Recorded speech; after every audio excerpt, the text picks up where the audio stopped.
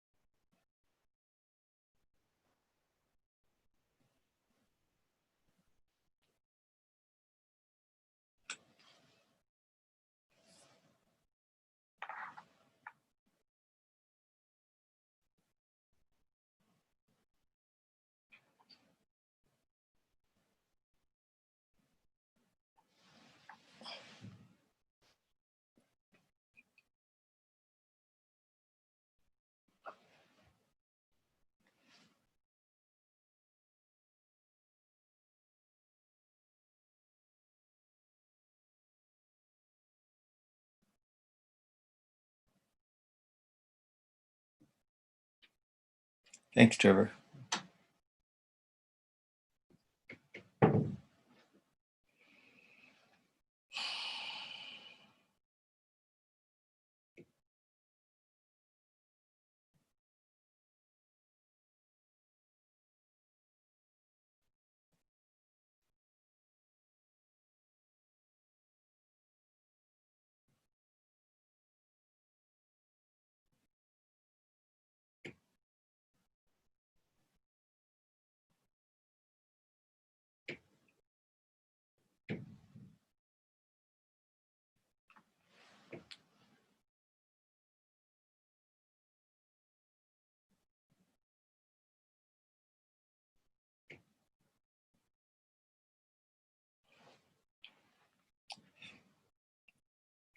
Well, I think we're close enough to 7. It must be almost 7. Really close. Hi, everyone. There's a little group forming on Facebook, and welcome. We're kind of officially don't start for a few more minutes, and it's interesting how my system is so conditioned to human connection, and so these Monday nights, we've been doing something on Monday evening for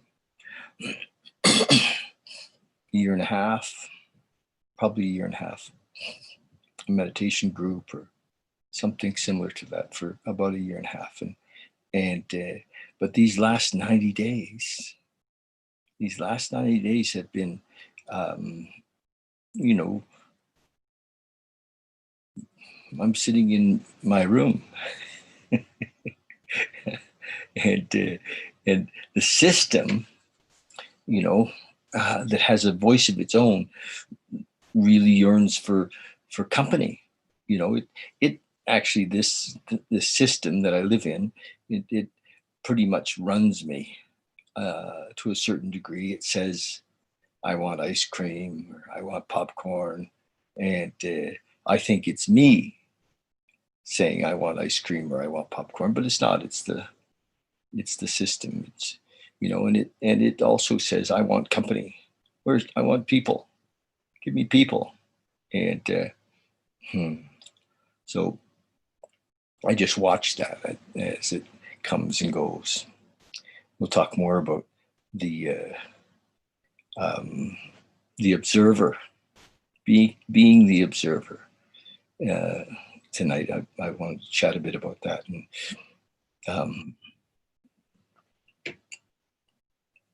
There's Trevor is joining us. To those of you who are on Facebook with us, on the Facebook Live, we put up the link for the Zoom call that we're on, and it is, I'm going to invite you several times, I think, through the evening to join us on Zoom, and you just click on the link that's on the Facebook Live, and it'll bring you over. Boom, just like that. And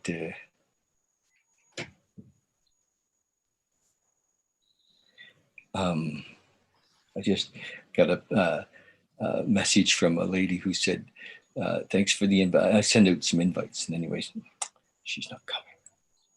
That's too bad. Hey, brother. Hey, David. Hey. How's your week been? Busy. Busy week. Yeah. But it's good. Really good. Yeah. Mine too. I'm deep in this journey. I think I'm listening, I'm literally listening to an hour, 2 hours, 3 hours sometimes of input from our friend from Muji and Papa G, and the deeper I go into that, the more I recognize the path. Yeah, of course, good. I'm glad to hear that. But I'm also in a place where I'm working with people a lot as well, and I see that, and I want to talk about this tonight, that most of us are conditioned to believe that if we do something on the outside, whether it's work-wise or go to a group. Are you on Facebook too?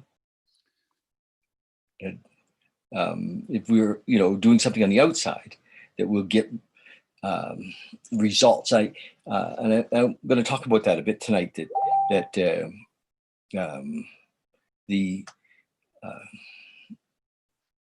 after 30 years, let's say, no 40, of going to groups, reading books, writing goals, doing affirmations, trying to create a reality on the outside. I've realized that I've always been working on the wrong end of things, in a way, that I, instead of, the message we got forever and ever was seek ye first the kingdom of heaven, and everything else will be added on to us. And I would, most all my life I said, yeah, but yeah, first of all, I want to, have, this beautiful wife. I want to have this beautiful motorcycle. I want to have this beautiful business. I want to have this beautiful home. I want to have this beautiful bedroom. I want to have this beautiful hot tub. I want to have whatever. And I look around me, and I believed it so strongly that I thought other people were having, as a result of what they'd accumulated in their lives, I thought they were happy and joyous and free, and I discovered that it's not true. That it's not. It is universal. I believe it's universal that if we don't do this, we don't seek and have this connection, that all of the stuff that we get does not fill the hole, does not make us whole, does not make us one. The illusion is so persistent. It's so persistent. It's I've been working recently in a treatment center, and I sit and and talk to fellows, they're in a treatment center, right? Now, not that many years ago, we would have called that maybe a mental health hospital, or they're there, because of mental illness, and they're still trusting the mind that got them there, um, I said a few minutes ago that I wanted to talk a little bit about the observer. What happens is, um, I'm watching now. Trevor, would you just open my door a bit, because it's just rattling. Really, the wind is blowing and it's just rattling. I'd love that if you just might as well leave it open a bit. Thank you. Thanks, buddy. So, for the most part, there seems like the idea that we're generally unaware of what's happening, and when I started to speak earlier tonight, I was saying that my system, this, craves connection with people, and I actually recognize that that it really isn't. It is just that.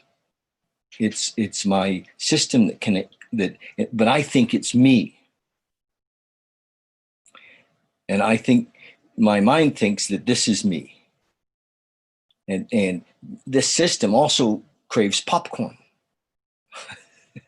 often, and I think that it's me craving popcorn. It's not. It's just this, and this that I live in this, and actually in coffee, Haagen-Dazs ice cream as well, and sometimes uh, ribs. Anyway, it likes things, and it demands things. It's a demanding thing, and I'm kind of rambling a bit, but if we get to a place where we recognize that our thinking is not us. It's all. I can't. I've learned through my experience that I can't trust my thinking, and because it's all based on my conditioned beliefs. It's all based on what I've been feeding my body, and my body's demanding things, and it's all based on not wanting to feel, and so all of this thinking that comes on is often mostly all reactionary. So why would we want to be, why do many of us say that we want to be free, and what does that mean? And I think that this started out as a meditation group, and for me, it started out as a way to kind of share that there was something beyond who we thought we were, and I see that almost, well, nothing really can, out of this moment, can be trusted in a way. I mean, yes, I can function in society, and I can, pay my bills, and I can do those things, but I'm not talking about that. I'm talking about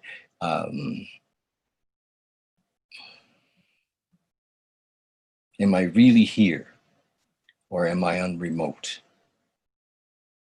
Am I just a reaction, or am I really present and one with this moment? And this last year or so has been a journey towards that in a much greater way. I thought that I was on that journey before, and it's really quite, the ego can be deceptive, and I see now I'm having moments of clarity, moments of awakening, and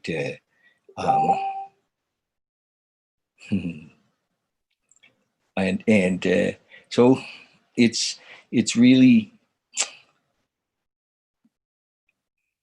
to be present, to pause, to breathe, to be silent, and and recognize, first of all, the recognition had to come that I didn't know. I've always thought that, I could figure things out and I could understand stuff and I would know and I could work from my understanding or work from my knowing and have some measure of success. But what did that mean? Did I just come here to accumulate stuff and have the experience of life and accumulating and then come to the end of it and that would be it? It seems that that's not, wasn't fulfilling for me anyway, and or didn't work for me. Thank God it didn't. I mean, we look at so many people who have accumulated and had such amazing lives.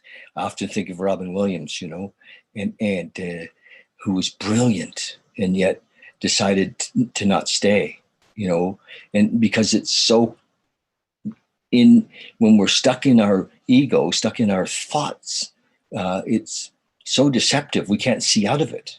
And unless somebody comes along and points the way or says that it can be, because most of us discarded most of the religions of the world. We've said those don't work, or we're not interested in that, even though most of what I've studied in the depths of different religions, the answer is there. It, it's spoken of in all the religious teachings that be still and know that I am God. And but it's so hard to describe in English or in the language in that thing that is beyond what we know and can't be described. But we do know, I do know, I believe, I see that working from my mind doesn't work for me. My mind, for me, is often afraid. So just from the get-go, how can things work if all my decisions are coming from a place of fear? What magic could possibly come from that? And so I trying to talk myself into love, say, demand that I be more loving, demand that I be more accepting, more compassionate, didn't work. I mean, I understand those words. I know, I have a glimpse of what it feels like to be more compassionate. But if I'm stuck in my ego and my self-centeredness, I'm not thinking about anybody else. And so I'm not in compassion. So David Hawkins wrote about and talked about the levels of consciousness. And as we move up, so how would we possibly move up in the levels of consciousness unless we were to make it a strong, more than a strong preference, like, an intention, a context of life to move, even though we can't seem to negotiate that. You know what I mean? I can't negotiate it. I can't set the path, but I can ask. And that's what I've been doing, is asking, saying, please, show me the way, guide me, and set me free from this. Not that I don't want to be on the planet. I certainly do. I just imagine that there's so much, I have had glimpses of it and pieces of it, that it's not about anything, just the possibility of this amazing connection and living in a way of intuition, a way of love, a way of outside of fear, outside of doubt, outside of resentment, outside of guilt, outside of shame. We're not those things. And we can't say that we're not those things, but we can let them go. If we see them and recognize them, we begin the process of letting them go, and we do move up. We just naturally move into our natural state. So that's what's been happening for me. And I've been a little frustrated lately because, Adrian, I'm working, with people a lot. And uh,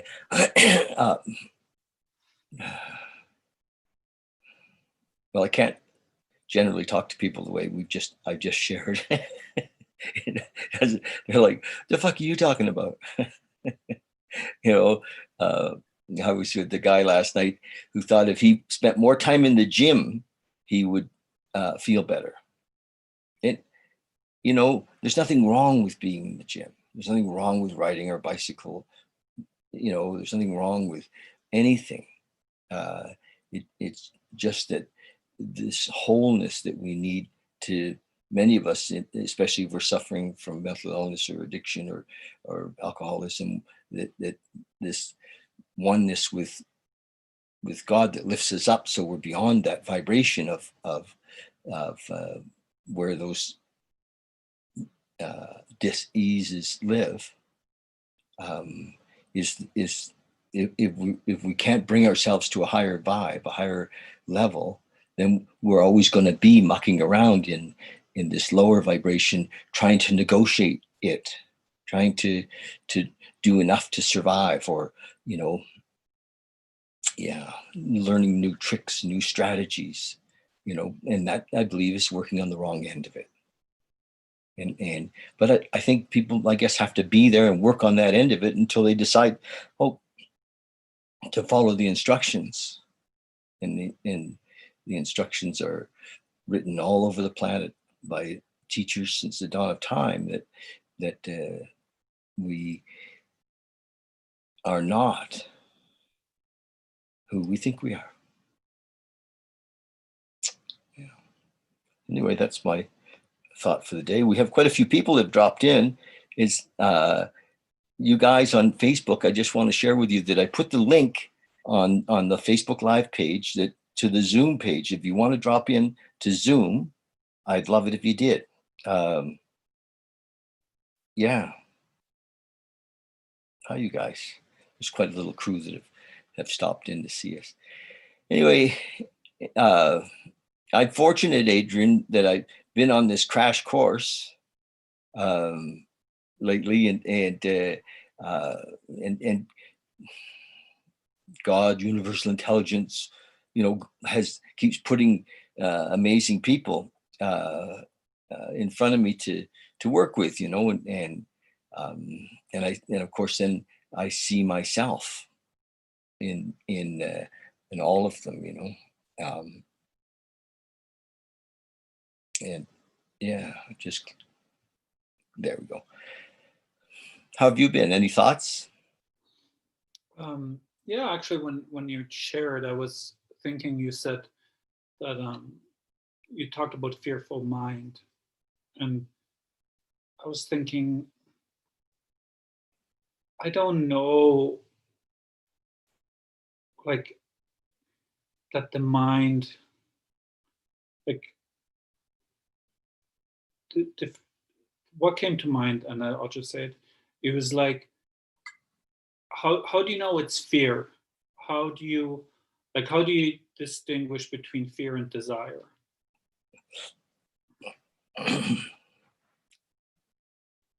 Because a lot of the things that you mention as what didn't work were actually desires, not fears. Like the car and the success and the wife and all these.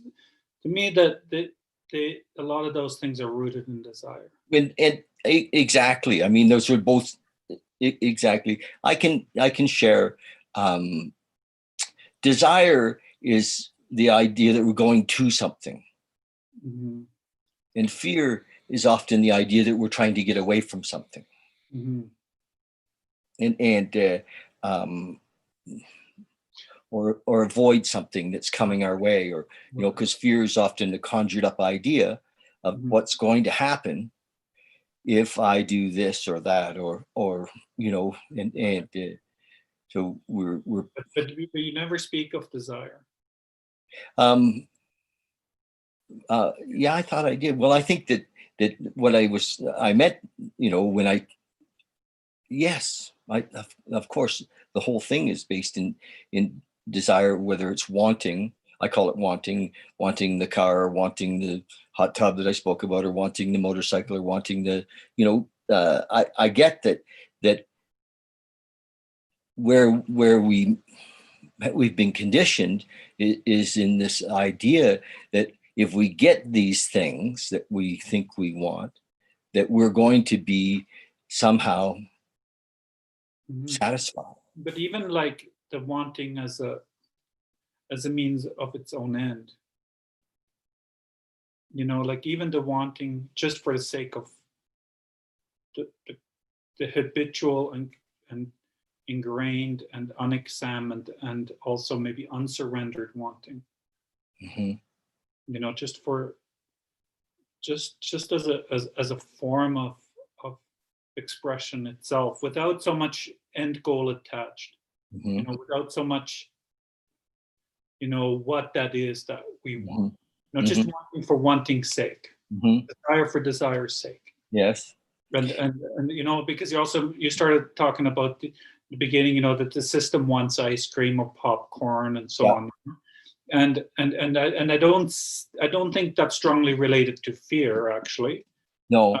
it's more, it just is a desiring, Yes. Yeah. constant Yeah. desire. I think Company, there's. I want desire, I want company, I want what Yeah. I don't have. Yeah. And they're kind of the same, aren't they? Either Yeah. I want what I don't have, or I don't want. And one's in fear, the other one's in desire. But Yeah, one is in rejection and one is in desire. yeah, and the results are the same. Yes.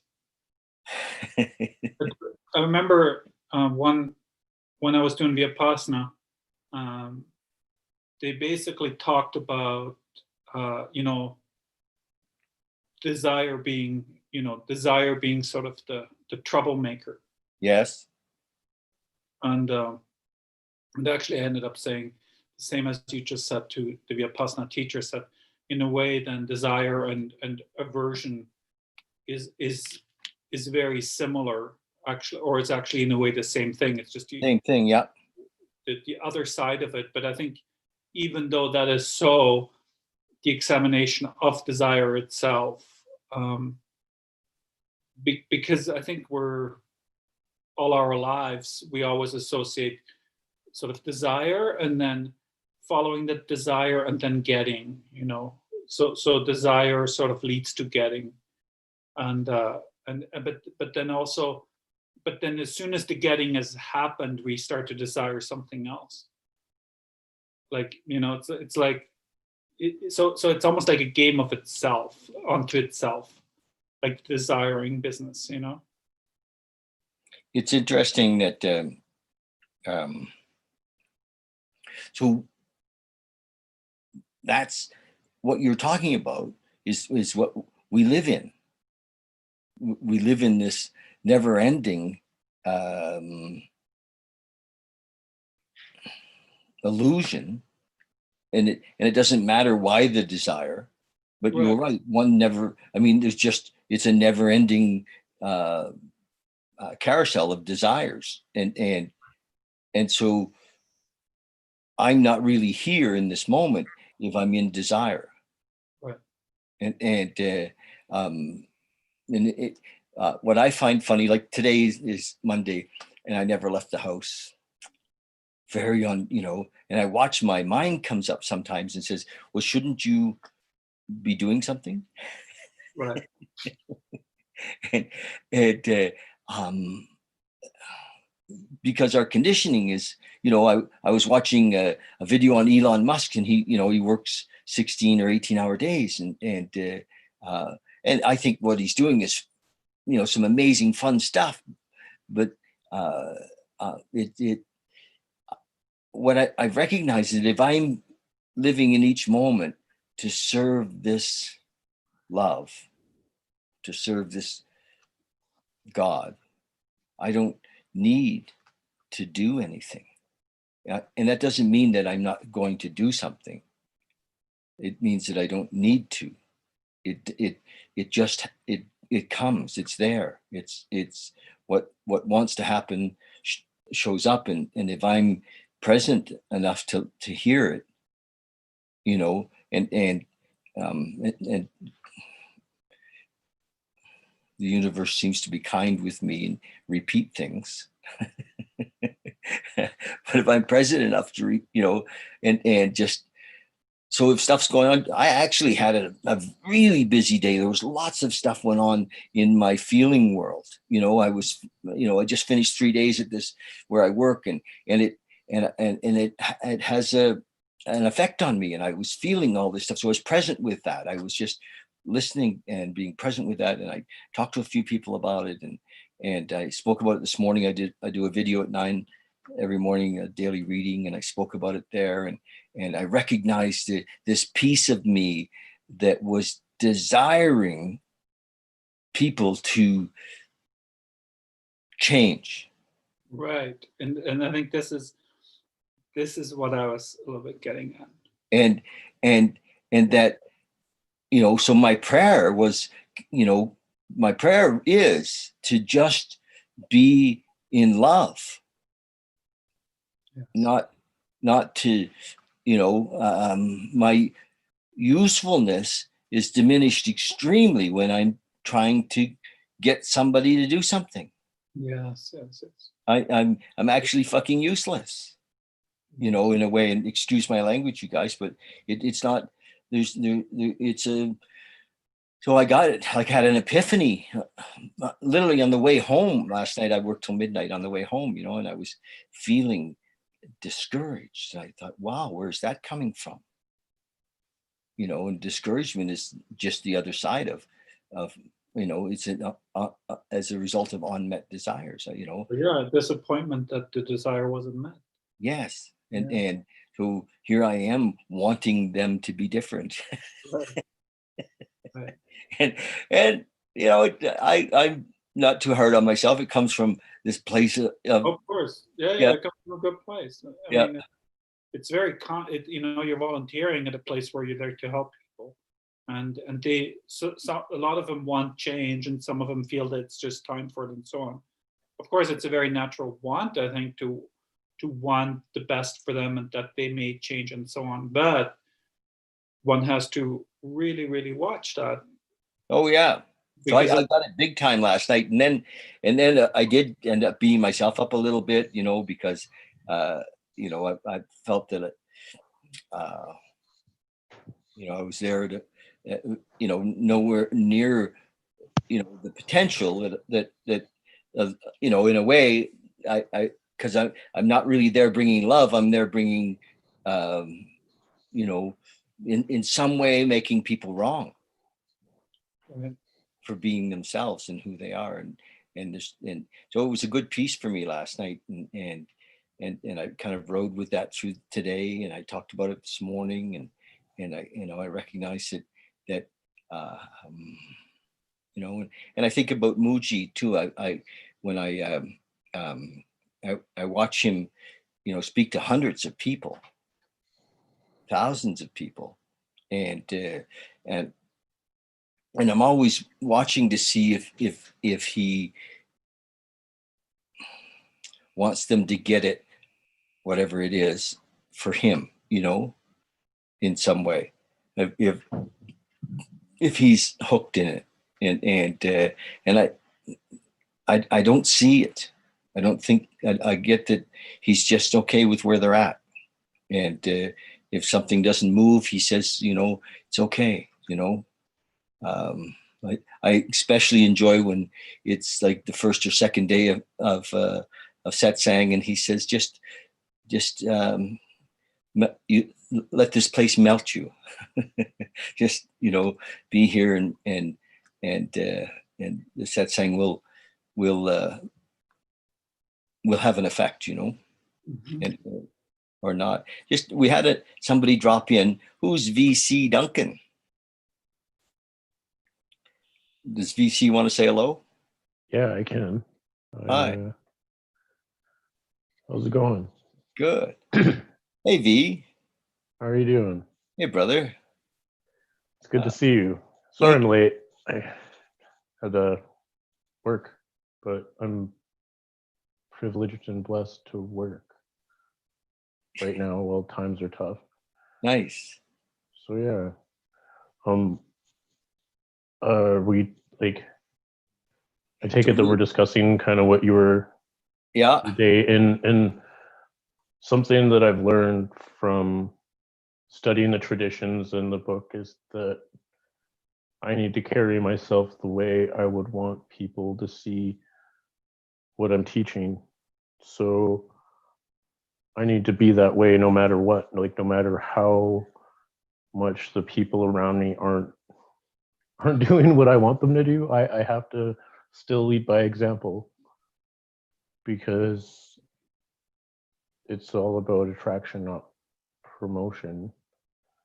And and I'm learning that because I don't know, over the past 2 months I've gone through a lot of hardship, and I've learned that the way that I carry myself in any situation is the way that I represent whatever it is I'm teaching, whether it be AA, my spiritual, my traditional spiritual living.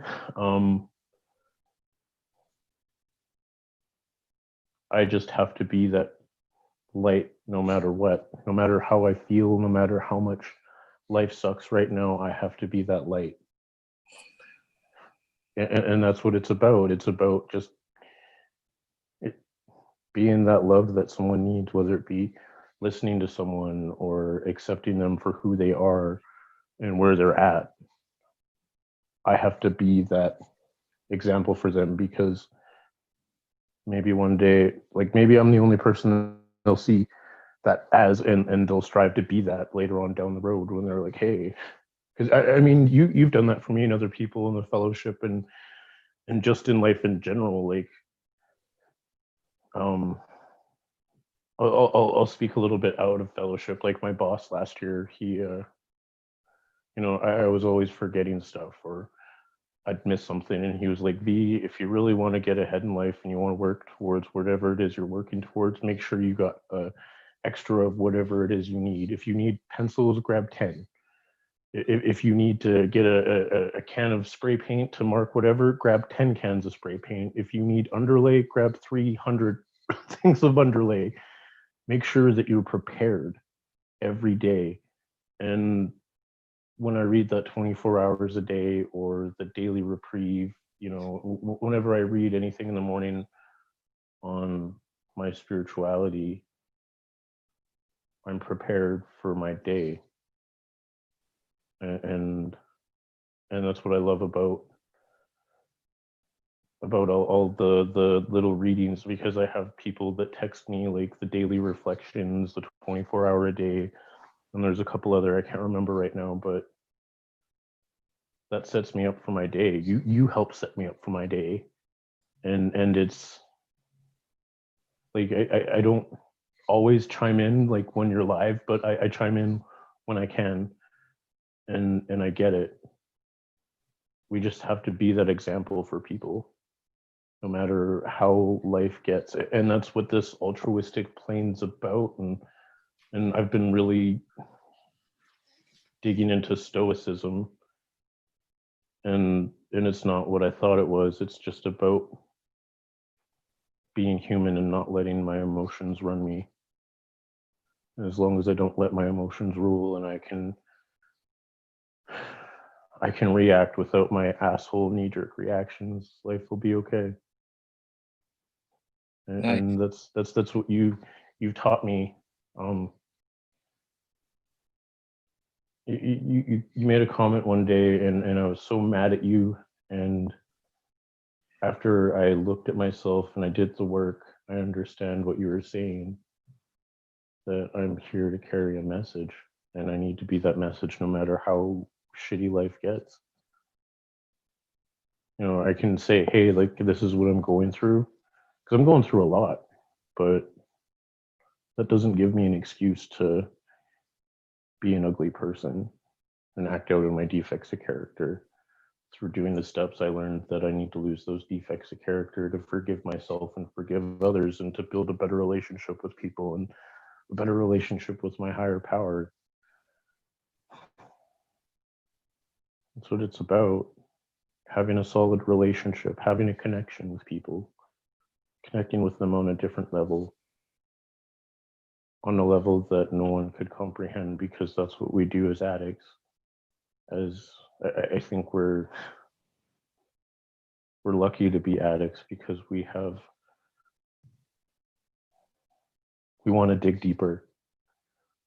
We want to find that ultimate like sense of purpose, and I have that, and that's just carrying the message and helping make the world a better place.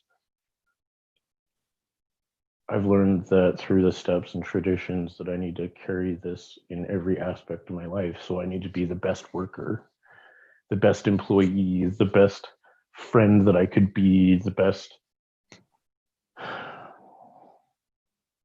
person I could possibly be, and I need to give back.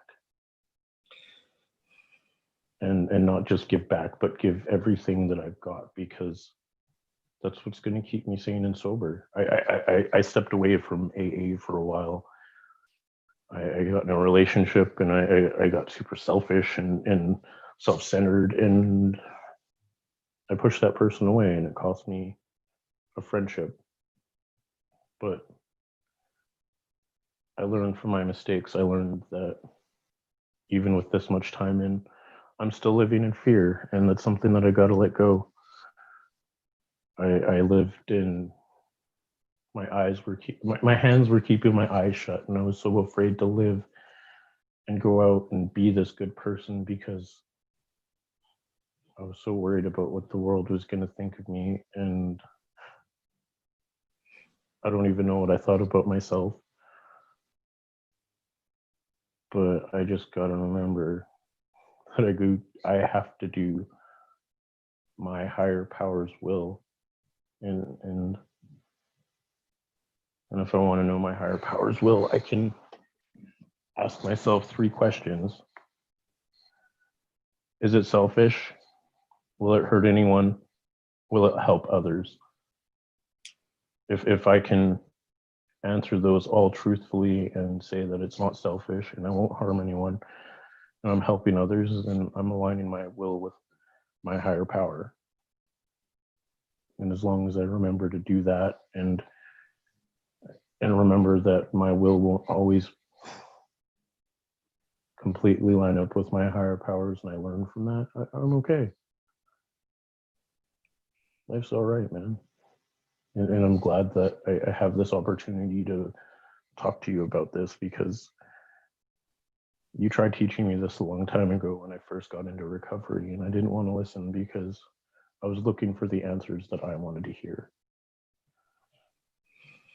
And that's what I learned that I was doing in treatment.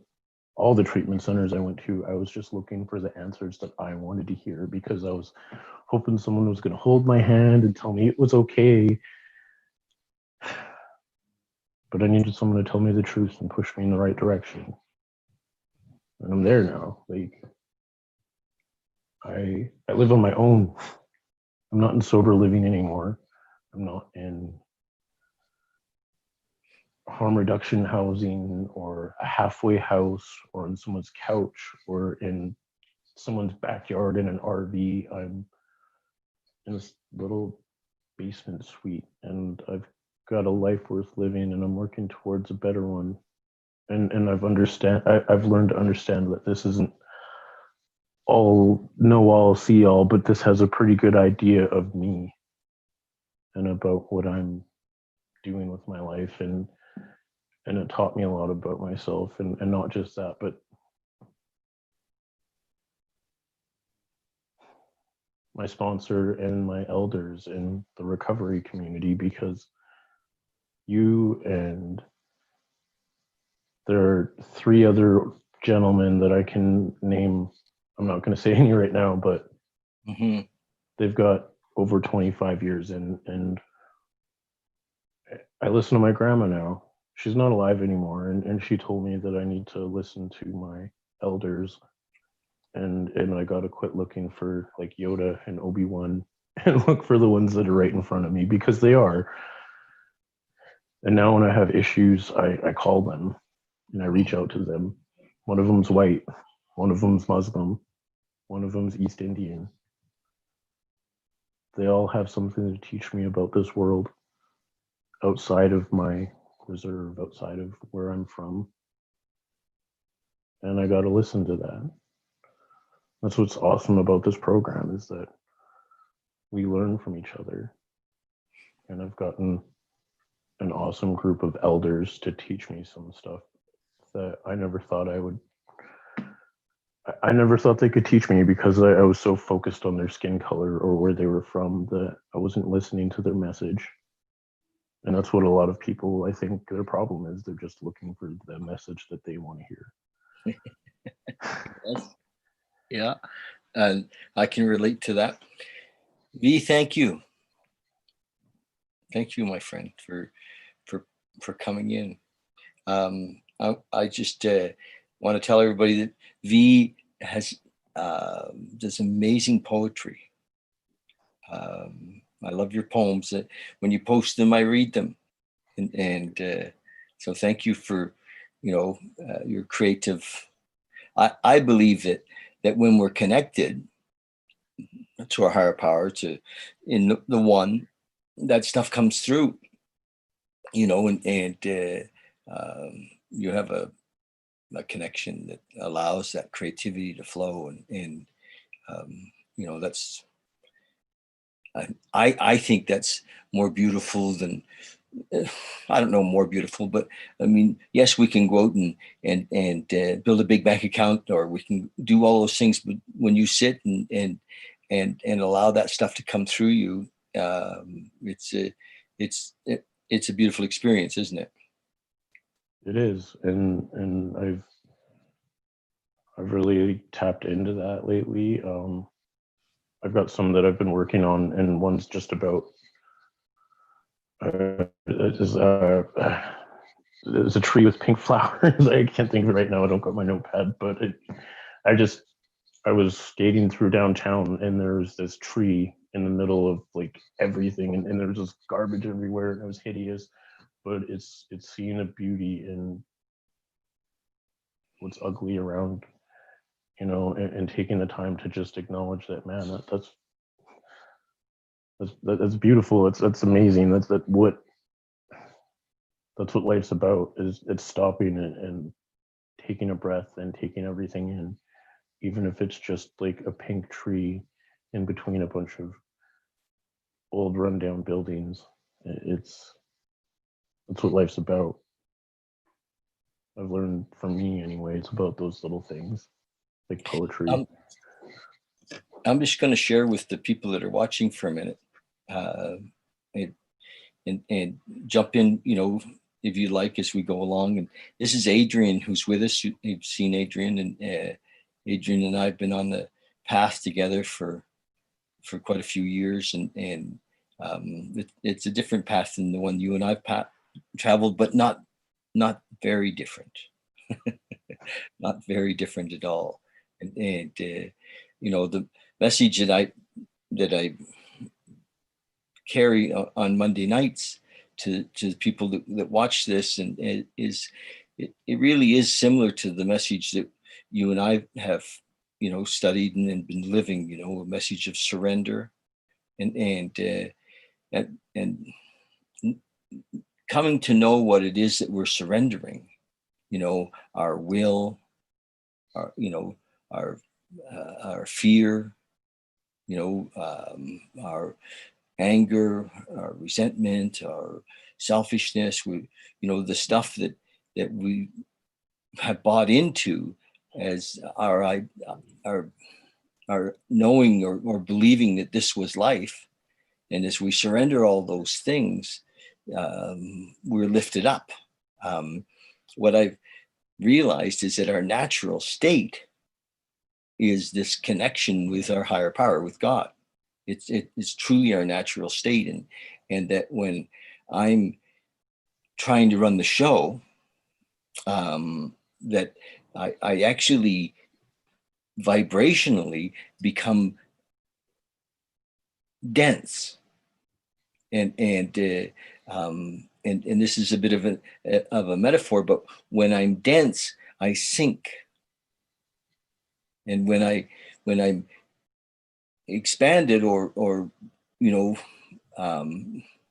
recognizing my place in this as a vessel of God, as a as a as God, as because God either is or he isn't, either he's everything or he's nothing, and so, and when I see myself in that way, then I'm expanded, and I actually lift up, and I think we all do that. When we're when we're thinking thoughts of acceptance and love and compassion, and when we're being that person, we're naturally lifted up into into it's a metaphor. It's not really lifted up, but we're just expanded. We become one with this, and the creativity flows, and the joy flows, and we know what needs or wants to be done in each moment, because we're like it says in our promises, right? We're not living in any regret of the past. We can see how we can be useful. We can, we're not living in fear of financial insecurity, or and then intuition flows through us, and so that's the really the message, whether it's on the calls that we do, or the reading that I do every morning now, or whether it's on this venue on Monday nights, is the message that we can be expanded and be connected, be one. We are one. So we can't, it's not that we have to achieve it. It's true. It's already true. It's just that my conditioned belief about myself kept me from seeing that. And it's already true. And we started this as a meditation, like a kind of a beginner's meditation group. And because I believe that if we taught people to sit, if we shared a meditation, a little bit of meditation technique, if you would, that they would start to see, we could start to see, we become the observer. So when we're in that place of the observer, and we're watching our thoughts, and we're watching what's happening in our emotional body, and we're seeing, our this as the observer, then we recognize that we're not that we must be something else, because we're watching this. So who is it that's watching this? And meditation is a beautiful practice to be able to do that. To say, okay, this is not me. This is my body. This is these are my emotions. These are my thoughts, but they're not me.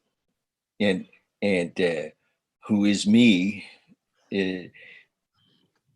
The experience that I've been having, that there is no me. In a way, there's the idea of me is all of those things that I just spoke of, and there's something beyond that that that I kind of dissolve into, or that I'm one with, that is beyond me. And when we look towards that, then we drop out of, the words are so limiting. We don't really drop out of, because we just realize that we are this or that. We are that. And in our program, V really points us to that. It really does point us to that. The promises, I read them this morning in the reading, are an awakened state. They're they talk about, we will know peace, the peace that passeth all understanding. I was listening to a video the other day where my teacher Muji, who a man stood up to speak. He was a Russian man, and he talked about being in this state of peace.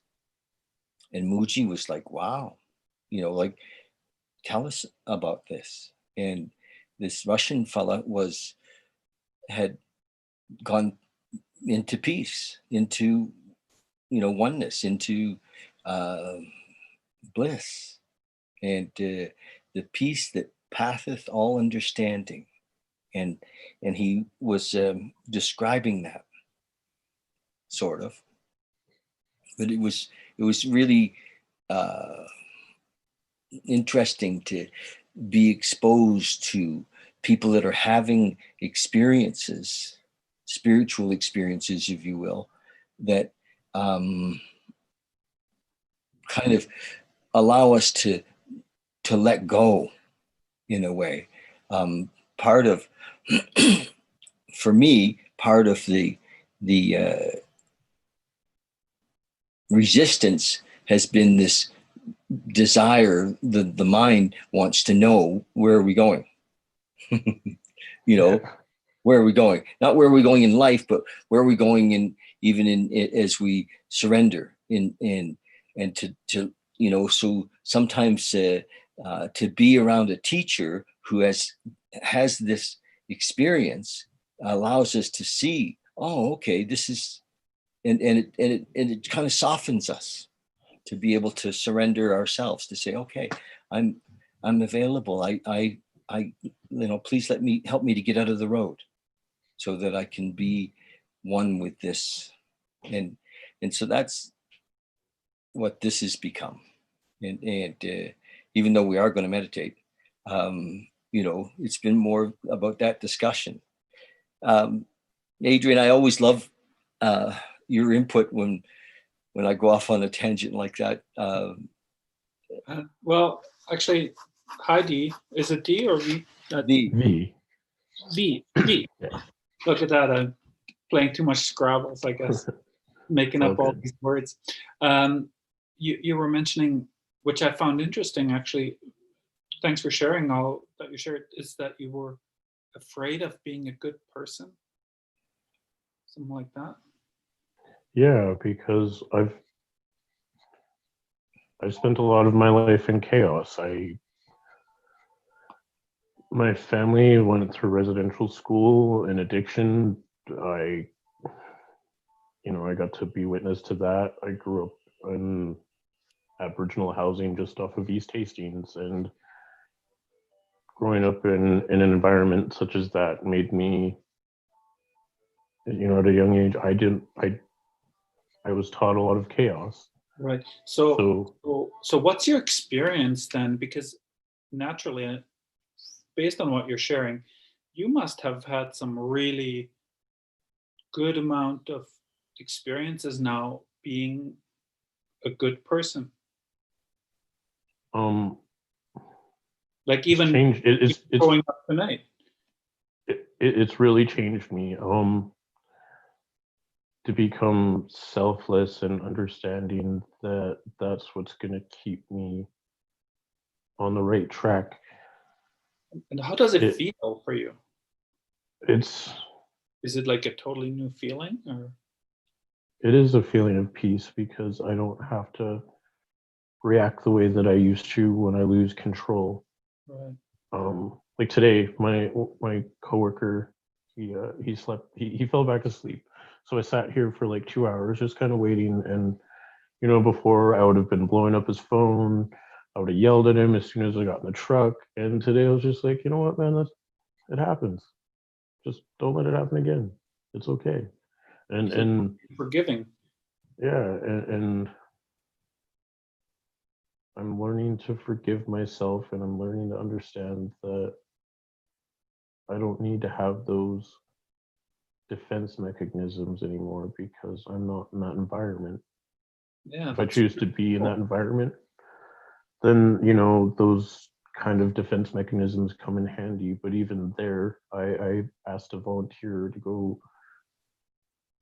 share in a meeting at the homeless shelter, and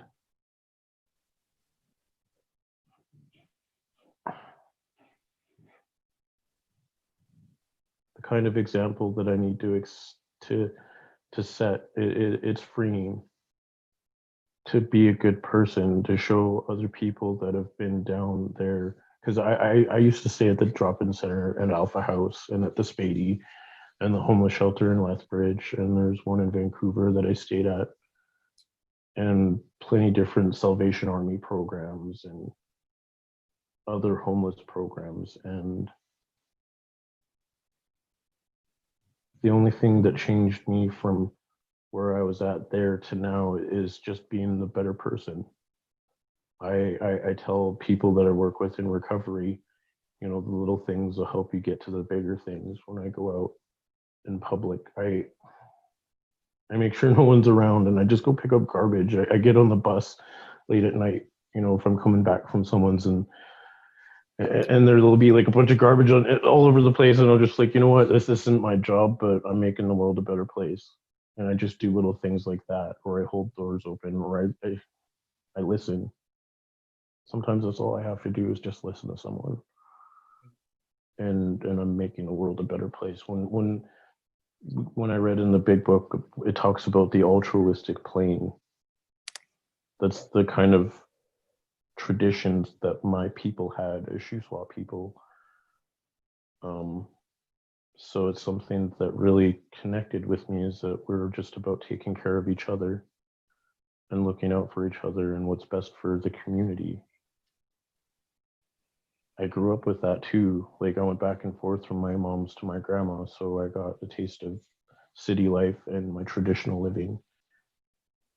And I am incorporating my traditions with AA, with this design for living, because it's just about being a better person for the sake of being a better person. Like the better person that you speak of, it strikes me as, now coming a little bit back to what David is saying, like that part of you, like that sense of, like if you don't even put the word better person to it, yes, just let's say the one who's picking up garbage in that moment, no, like that, does that one have a particular name?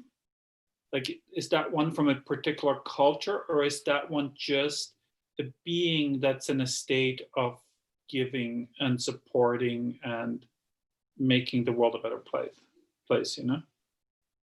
I'm very, as much as I love people, I love the earth. Right. On the first Earth Day I ever got to celebrate, like, I was the only kid out of my class, out of the whole school, that said, we're gonna bike to school. I biked like from my reserve into Williams Lake to school because I care about the earth. But that, I mean, it sounds like a tremendous place of freedom for you, no? Yeah, it is. Just to know that I'm taking care of her. She's my mother. She feeds me, she bathes me, she protects me. I have to take care of her. That's my job. And now that I'm out of sounds my, like it's more than your job, it's also your love. it has to be. I have to love everything about her, because but you don't even have to. I think you naturally do. well, yeah, that's it just comes from my traditional teachings. It's what my grandma taught me. It's in my DNA. Yes. So this is a very natural state for you. Yeah, just to love the earth, because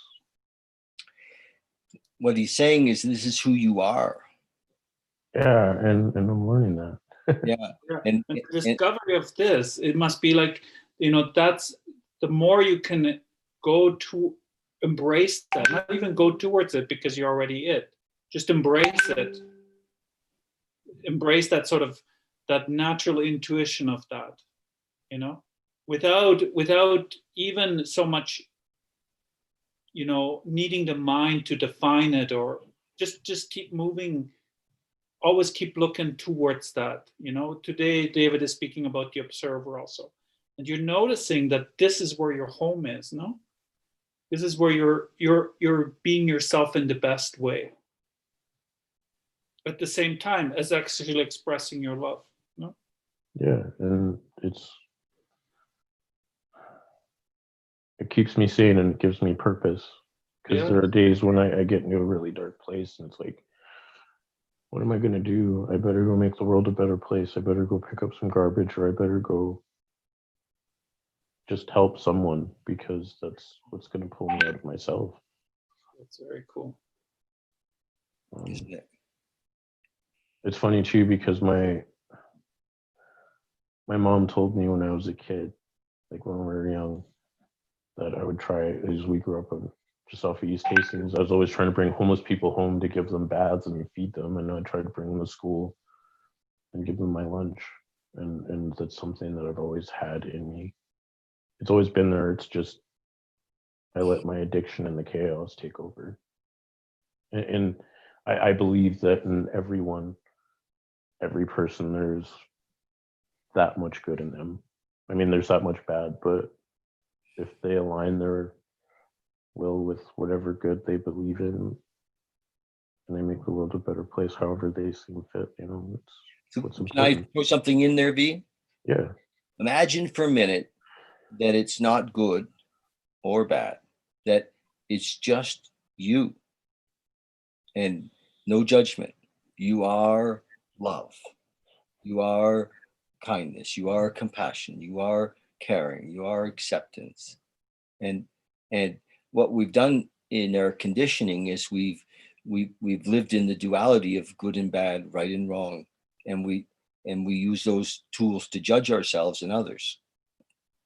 And it was like when I started this conversation, I talked about how I wasn't accepting people in the treatment center where I'm working as being who they are in this moment. I was having wanting them to be different. So I was actually judging them as right or wrong or good or bad. And it was an epiphany. I feel embarrassed that I was doing this. It was an epiphany to recognize it. Oh, of course, not only do I do that to them, but I do that to me, so it's just what a great spot to let go of good and bad or right or wrong, and just recognize that we are love.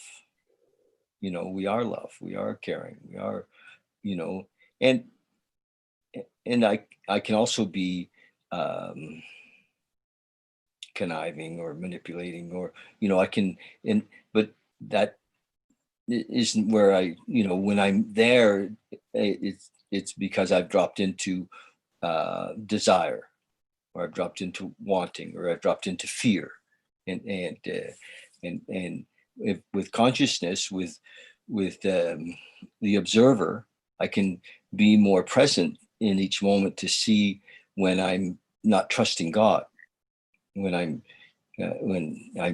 imagining I know better, and I can surrender. And in each moment, the surrender allows me to lift, to be one with my maker. The surrender allows me to just go, oh, okay, thank you.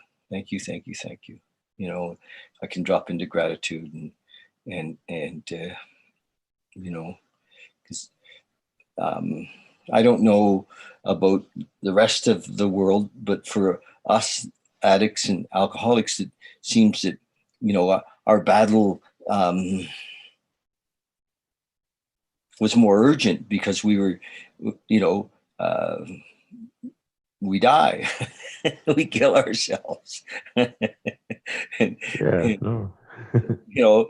and how many, we've so many friends we've lost, and so we see that and we're like, okay, I have to make this connection with this oneness with God, just to be able to be here, and so it's a beautiful thing. I'm grateful for my isms. I am too. And my ism helped me find my God. For sure. Not really find, just get back in touch with my God, because Yes. I've always had my ancestors, and I pray to my grandma, both my grandmas, because they're both passed away. So I know that they can't hurt me, because people are fallible. We're going to hurt each other, and we may not mean to. It's just going to happen. So as long as I keep my faith in my grandma who wants the best for me, who makes me bannock stew, who taught me how to make huckleberry jam, who took care of So, me. can I jump in again? Yeah. Um, when I'm hurt, it's again because I'm holding an expectation, you know, and if I'm in love,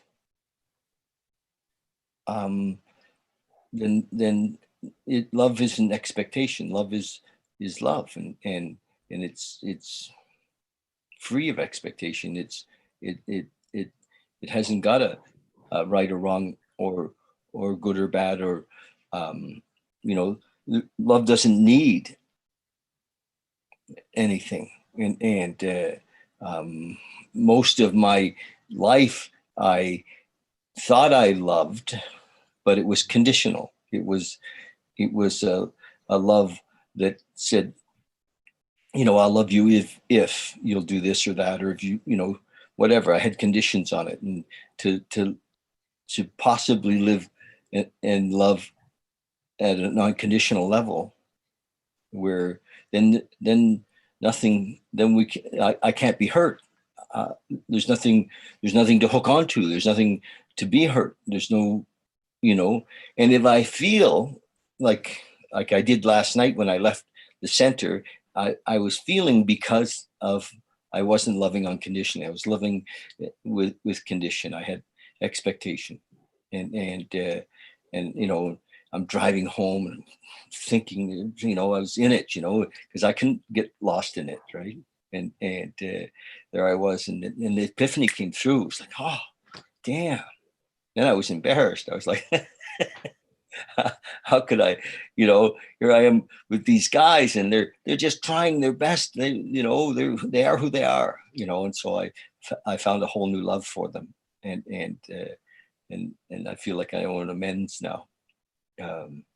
But yeah, so hurt isn't, I think as we move into more of a loving state, we can let go of that concept of being hurt, or Well, like something that I've learned from another person in the program was that if someone hurts me, I need to thank them for sacrificing their love to show me something that I need to learn about myself because I learned from pain. So I think that's one of my most lately. It's my favorite lesson I've learned from the program is that if someone hurts me, they're sacrificing their love to show me something, and yeah, I need to be grateful for that. yeah, knowingly or unknowingly, yes. Yeah, and if they don't know, then it's okay. I still need to learn from that situation. Yeah, the teacher that David was referring to, Muji, he's also one of my teachers, and he says, if you become like wise on this path, what you do is you use both the bitter and the sweet for your growth and your expansion, so to say. So that you start to, rather than rejecting the painful things or the bitter things, you allow them, and you really use them for your own good, for your own growth, for your, like what you're saying in different words, more or less. It's like in the end, it's for you, that you can learn something from that can be expanding your understanding, or maybe it was something in you also that just needed to be brought to the surface, and this being had the ability to kind of poke that painful part of you that needed to be exposed for you to see, or so and so on. So it's definitely a very, very powerful attitude to carry, and will accelerate very much your growth. Particularly when you can embrace the bitter, particularly then, because often that's where the stuff can really hide, because then we blame outwardly. We say, oh, so we just blame, and we say, oh, that was you, rather than going, yeah, but I was hurtable here. There's something in me that needs to be also addressed and looked at, and maybe loved, or maybe um, just brought to the surface, or felt through, or be accountable about, or something like that. No. Yeah, and that's something that I've been looking into different religions and just other cultures and stories and um just, I can't believe I'm bringing like Moses into this, but whenever they got, whenever they thought God smited them, they had to look at themselves and like, what do I need to change? Like, this isn't God's fault. There's something that I need to do, and there's something that I need to learn from this, and I need to become better from this. And that's what drives me, is that I need to learn from all of my mistakes and all of my pains, and I can't let my pains rule me. Just learn and better myself. I know now what my limitations are and what kind of love that I'm capable of giving, and the kind of love that I want to give. Um, but yeah, like I said, that's probably my favorite lesson that I've learned in life, is just that appreciating the pain for what it is and learning from it Yeah, and I mean, growing. I find it super like gracious for you to, you know, have the openness and willingness to consider even the very religion that in so many ways has been painful for you and your people, and still say, but the words of truth within that are still true, you know. It's like, I think that's like an expansiveness that that you will find will reward you greatly, like to expand beyond mm, hatred, and expand beyond, like just to move into that willingness to really just find the truth, because sometimes what we do is like, I've seen this in my own life. It's like, the ones that hurt us, they're the hardest ones to forgive. But when we don't forgive, it's they lock us totally into pain, because it's like a density that's super intense, super painful, and it's not painful to them actually. It hurts us, and to find a way to meet that with some space and openness, and of course, you know wisdom, not just blind faith, but wisdom, and look at the truth of what even they can offer us for our own healing. It's really amazing, actually. So, Adrian, in our 12-step program, we have a step called the fourth step, and a big chunk of the fourth step is that we actually list those resentments. Okay, yes. List those angers that we've had with other people who we perceived have wronged us, or that we're mad at for one reason or another. People, institutions, principles that Right. that we're upset with, and then we look at what was our part in this exercise. We look at what was our part, and of course, the only part that's important was our part. We get to see. For us, it ends up being that, no? Like, Yes. no matter how vile and foul and Yeah. terrible that being or whatever is, Yeah. it ends up kind of with us, that we're kind of carrying that, And we get to a place with whoever that was, whether it was our mom or our dad, and or the often it is that close, of seeing that they weren't well, Right. that they were living in duality, that they were living in fear, that they had and then we were able to see that, with a loving heart, and often if they're still living, we're able to heal that relationship, and if and maybe lead them to a place of wellness, as a you know a, as a result of that. I mean, it's not the primary. The primary is also healing our own heart, but but yes, and through that exercise, many, millions of us have been healed, but also, we've had, our fathers and mothers and brothers and sisters have have also received that healing, because of our unconditional love towards them after that. and us not trying to change them, just loving them the way they are, and recognizing that they, often were doing the best they could, even if they, locked us in the closet for 2 days. Just, Yeah. whatever the example was, and some of them were unbelievably justified angers, and yet we had to find a way out of that, because that anger trapped us, kept us small, kept us in our little prison. And I've known fellas in the 12-step world who, have had an anger with their mom. I'm just thinking of one particular fella who had an anger with his mom, and we did a 5th step, which was he came and he spoke to me and to get all this stuff out, and he said, "There's no way I'm ever forgiving her," and it has almost killed him.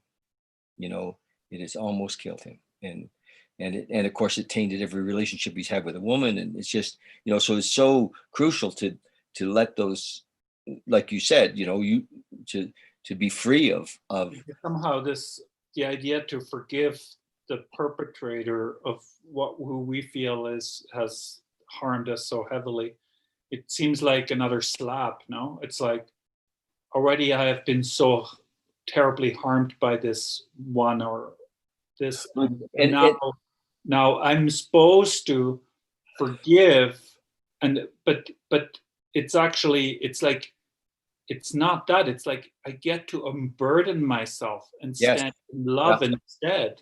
and it's beyond to forgive too, because we get to a place where we see our part and we recognize the gift in whatever it was, and we move totally out of victim. Yes. And it's a beautiful step, and I mean, it takes some work to go into the depths of it, but we recognize that, wow, without that person, we wouldn't be who we are, and that and it moves from forgiveness to gratitude. Right. And so we talked about this last week a little bit, that so it's a beautiful piece of work that sets us free in that 12-step scenario, and it's crucial, and to and you brought it up tonight, that it's without it, we are in the jail of our anger or our resentment, and we can never really have this connection with God, because those feelings or those emotions or those beliefs shut off the sunlight of the spirit. It doesn't allow us to move into a higher vibration. We're always stuck in victim. So it's beautiful. It's and something that I want to chime in on is, like, when you were talking about 4, I've learned, I've had to do my 4 and 5 with some other people and take them through it, and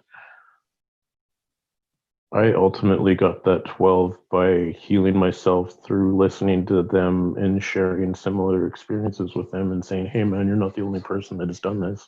And it's a reminder for me, and not just a reminder. Sometimes it just touches on stuff that I didn't even think about. I host a big book study on Saturday mornings, and it was just one person this other day, and he said something, he shared something that really resonated with me, and I need to stay connected with the like-minded people well, in again, order it's to keep the it's the world a better beauty place. of our program, with that 12th step, which is that we help others. It's through the helping others that we receive. It's a spiritual principle, and it's so nicely put together. What you're saying is the core of it, isn't it? It's we're sitting down with some guy who thinks that we're doing him a favor, and he shares his life, and we're like, oh my God, thank you.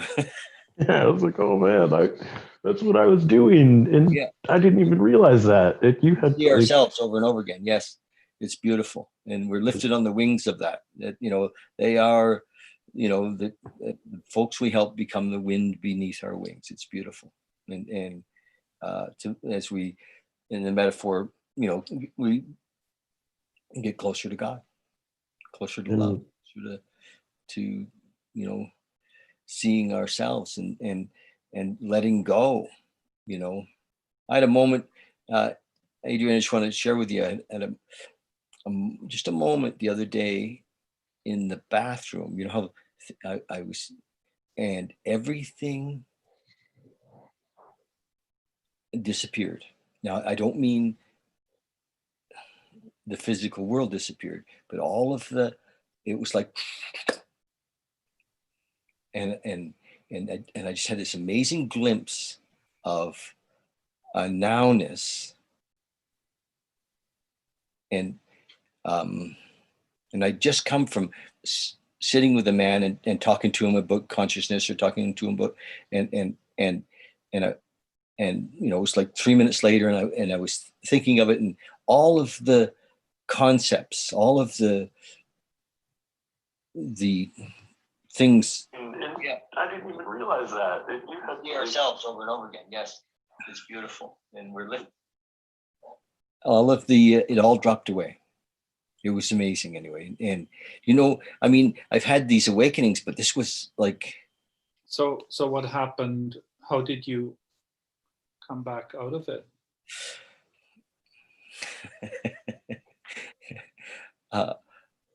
Right away, almost.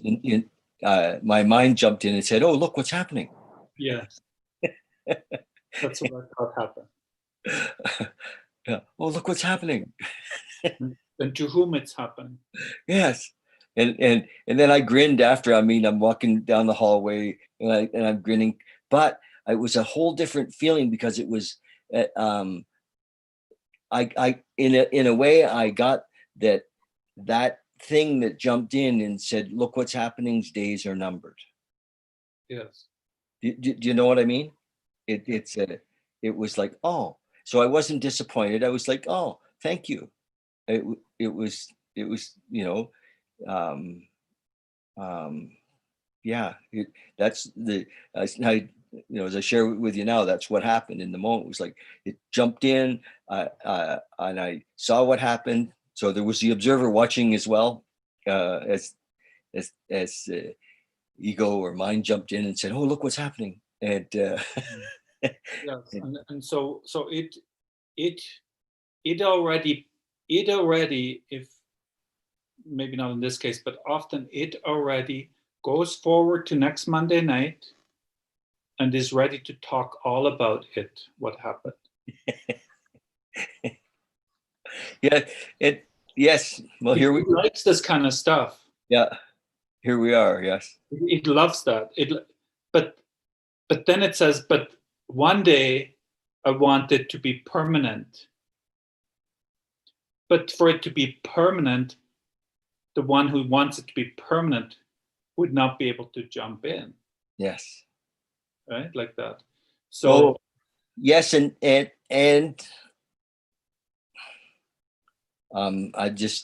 don't know. There's a sense of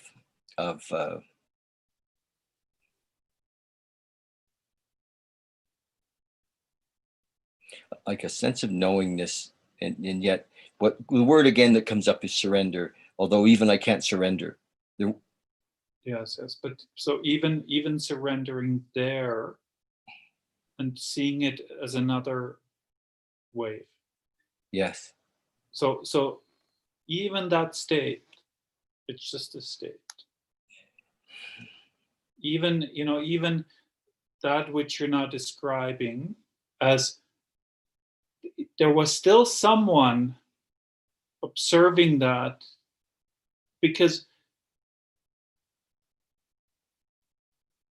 what can say that, oh, there was nothing was there, or I forget your words exactly now, what exactly that particular, and what about the one who was observing it? Was that one also completely gone, and It seemed like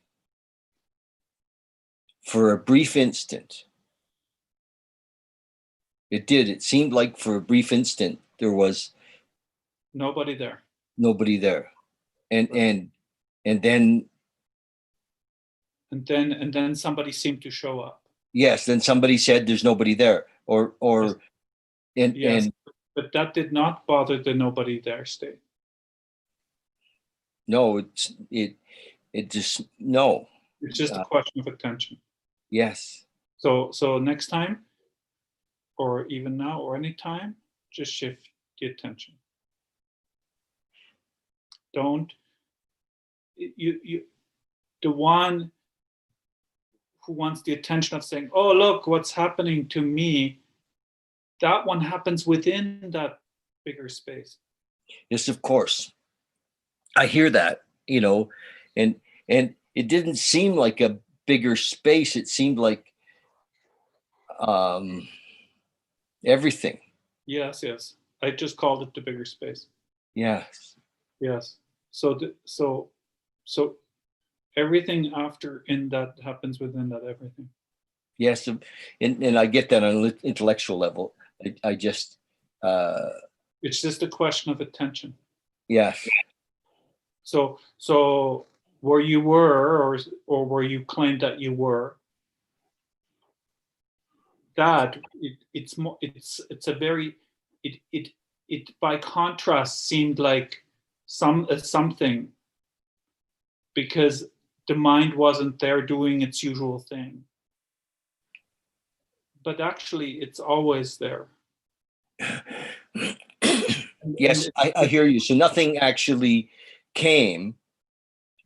It was more like something left. Yes.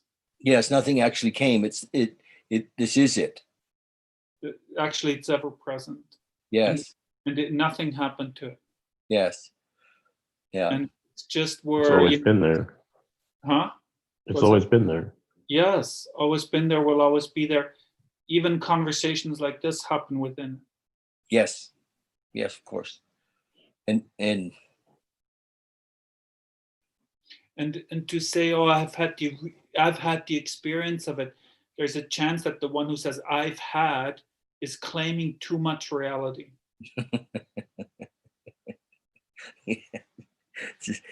yes, Claiming Right? that I have an idea, though, I What's think that? is better.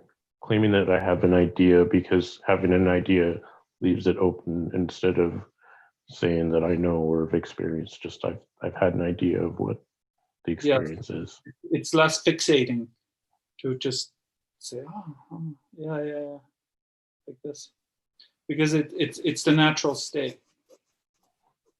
And it's different for everyone else. So if I state that my experience is this, someone will want to experience that, and they'll search for that, and they'll, when they don't experience that, then they'll build resentment towards you because you stated that that's what this is, but really they're looking for their Yeah, so, own. so what we're talking about, V, is actually the sort of the experience that happens before any other experience happens.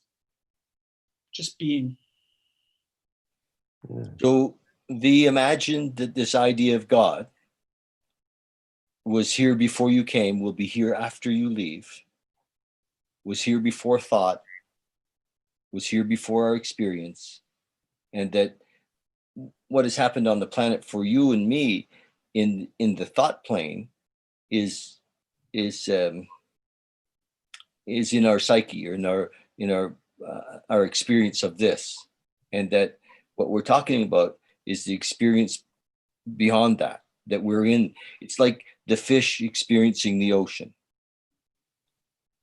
Or This it's like me connecting with someone on the other side of the earth and not even seeing them, but knowing that they're there, just standing here in my living room with everything turned off, and knowing that in Africa that there is someone in the jungle and I'm connected to that person on a and, and different level. and yes, that would be a phenomena within the oneness. But I think when you're in that state, V, I would say that you're in a very quiet space, yes? Yeah. And you have a very strong sense of you, but without your name. Just like the you, but before you're even having a name, or before you're even a guy or a person, yes? Just a being. Just a being, yes. Yes, Yeah. that natural state. Cool. And then I love those experiences. I love those realizations. And it's ever present to be. You Yeah, just have to look. That's why I said to David, just shifting attention. Just shifting attention from kind of going out into form and to experiences and to ideas and to thoughts, shifting attention more just to that being. In the moment. Yes, and the experience there is very peaceful, very empty of, agitation and chaos and Resistance, expectation, expectations, desires. right and wrong. Do you So have self, for me anyway, when I'm in expectations or I'm in any of those, it's just when I'm in self, when I'm thinking that I know what's right Yes. and wrong, and Yes. I just know what I need to know, and It's that's the what I got to mind remember. state. Yeah. And the promises in our 12 step actually talk to us, in the 1935 language, or 37 or 38, as we're present, we the next right thing knows what it is. Life is living us, as opposed to us trying to organize and live life, and so we can be free when we're in that state. And it's a beautiful thing. I just get that many of us in the 12 step world don't recognize how powerful the intention is. Our friend Adrian and I have a teacher who's passed, Dr. David Hawkins, and Hawkins looked at the 12 steps, and he, as spiritual teachings go, he said that these vibrated at unconditional love at 540, and he thought there were only two spiritual teachings on the planet, the 12 steps and the Tibetan Buddhism, that he thought vibrated at 540, which was unconditional love, which is pretty cool, That's why I love this program, because it's not about me anymore. It's about what I can do to give back to the world, whether it be cleaning it up, listening to someone, being the best employee that I could possibly be. It's about what I can give back. That's what pushes me and keeps me going. That's my sense of purpose. So you are now living who you are. Yeah. It's getting up every day and being like, okay, well, I have schoolwork to do. I'm going to be the best student that I can be. I got to go to work. Going to be the best employee. My friend wants me to come hang out. I'm going to be the best friend that I can be with them. Or something that I love to do is there's this one meeting that I go to, and there's a couple of homeless individuals that I've met before, and I just, man, take them out for pancakes. I know what they're going through, and I know what I'm doing, and I take them out for pancakes, and I buy them a pack of smokes, and I give them a couple bucks. I'm like, here, man, it's making the world a better place for them in that moment. And there's something that I had happen to me while I was homeless. I was trying to sell my bus ticket, because that's what the shelter gave me to get to an appointment, and I just wanted to get something to eat. And I said, I just wanted to get something to eat, and this guy handed me $100, and I remember that. It made my world better that day. Do you know Trevor? No. You do. I do. Well, you've probably been in the same rooms, yes. Probably. Yes. But hey. Trevor's been listening, and I just invited him to come in and share with us a little bit, because he always has some great insights. What's going on, Trev? I don't know. I didn't really have time to formulate anything, but good talk. Good to see you, Adrian. V. Nice to see you, Trevor. You, man. Good. Ask me a question. I don't really I can't think of anything.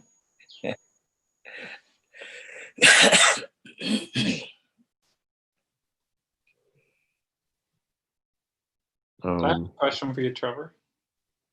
Shoot. You were sharing how he spends, like, his intention is to be the best employee, like, and a good person and so on. In turn, like, what do you make of that? How does that fit into your own existence, so to say? Or if not so much in that direction, in which direction is your intention? I guess like I've been getting more and more in touch with where my heart is. Meaning like I can make a lot of decisions with my mind, and then my heart's on it. And I think that that's kind of where the source is. And it can be clouded by stuff like ego, worship of other things like money or relationships or whatever. And those things, they sort of cloud that. But if I listen to that, then, and I kind of gain access to it, and it becomes a richer, sort of more defined thing the more I meditate and listen to it. And yeah, it doesn't have anything to do with my mind. It has to do with like kind of, I guess, this fundamental idea of God or love or source or whatever you want to call it. It's like inside and it's past everything. So in terms of like, I don't know, if something's going on at work that my heart is saying nope, then I think that I kind of have an obligation, even though my mind might be being like, well, I have to earn money, oh, I have to do this for other people. But I think that if it's unjustified, then I don't know.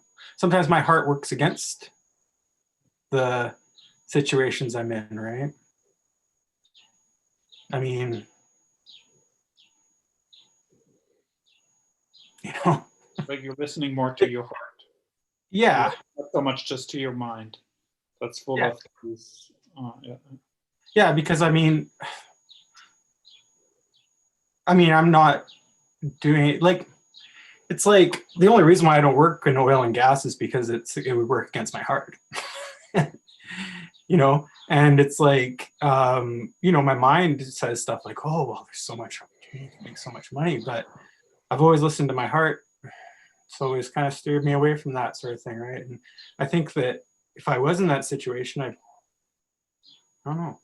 It's like if I was a soldier and I was drafted into the army, I'd probably be a deserter, right? Because I would listen to my heart instead of my mind and instead of what other people would think, right? It's kind of like my style. And I think that the more I start to rely on my heart and I rely on that instead of my brain, and it's gotten there through lots of prayer and meditation, I don't really have to justify myself to anybody, you know, because the truth doesn't need to be justified. If I have to justify stuff, usually it's because there's some sort of lying going on there, whether it's to myself or to other people.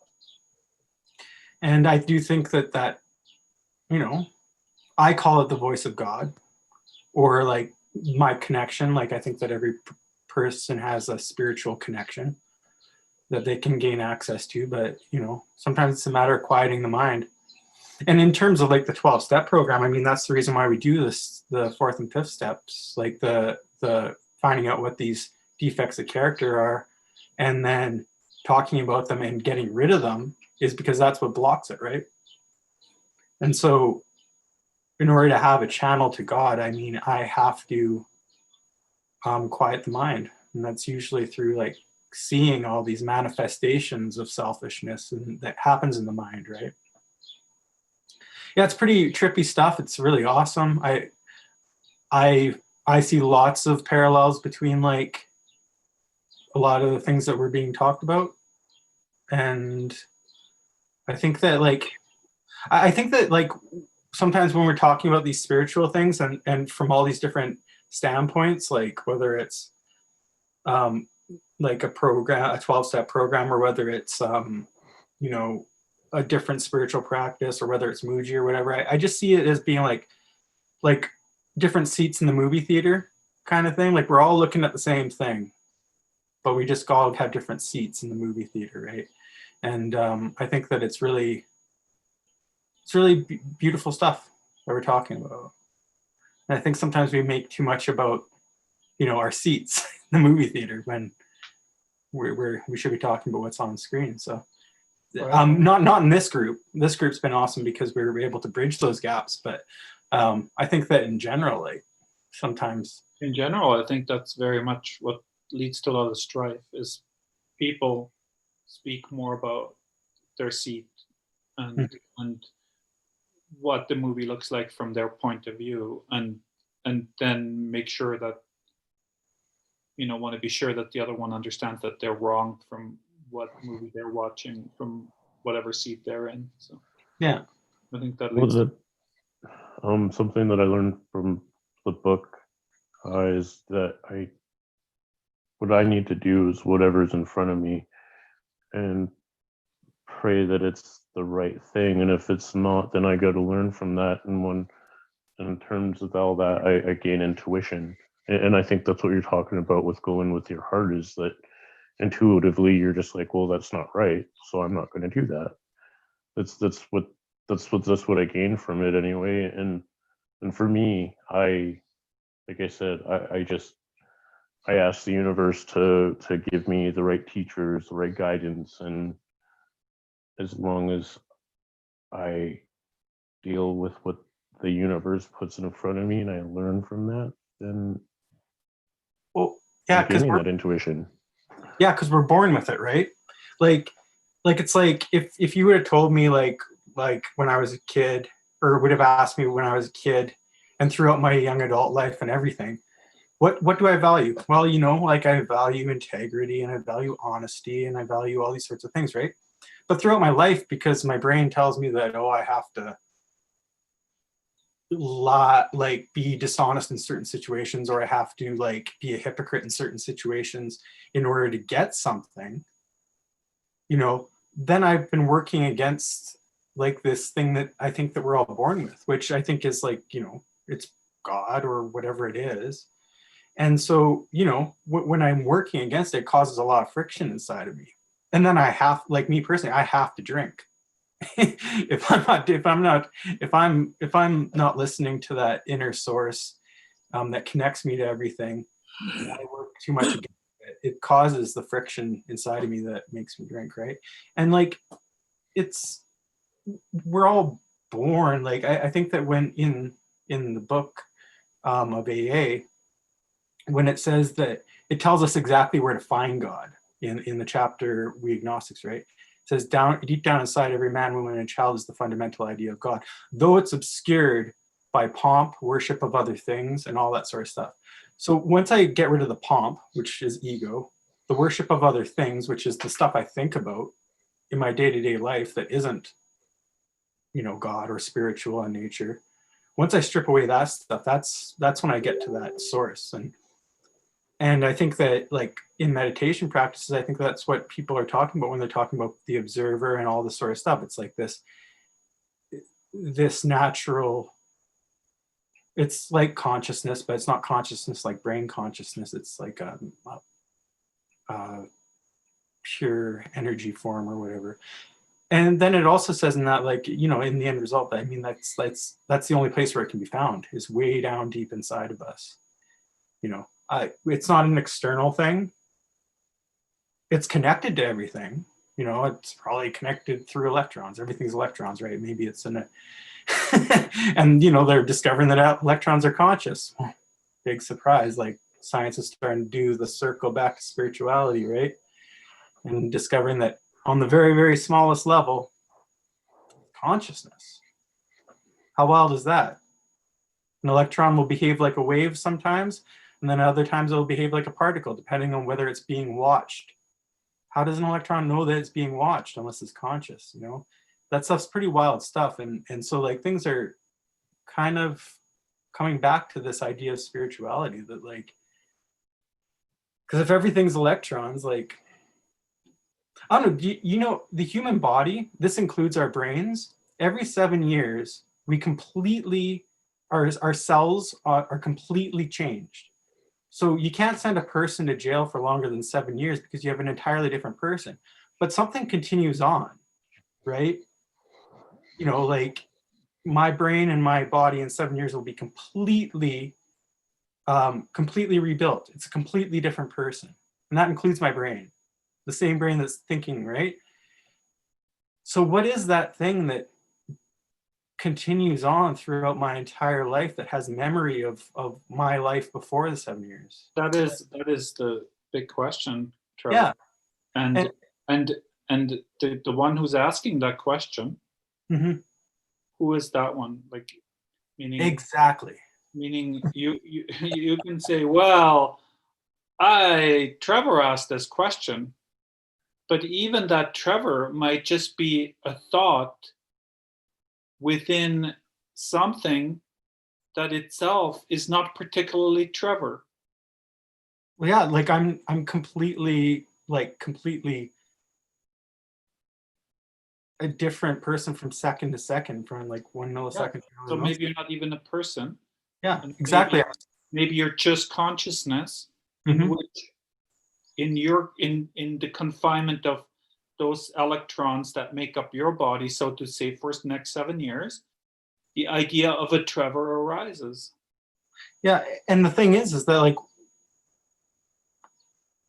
why is it that continues on? It's because of consciousness, you know. It's because there is something, and it'll continue after I'm dead, you know. And so the But path, it's not my brain. I've always yeah, identified with my brain, but it has nothing. that the brain is another idea that appears within consciousness also. Yeah, just a machine. Just a machine. Yeah. It's like It's what you do with that machine. It's within It's what- those 7 years, the output that you put into the world, the love that you put into the world, that's what it's about.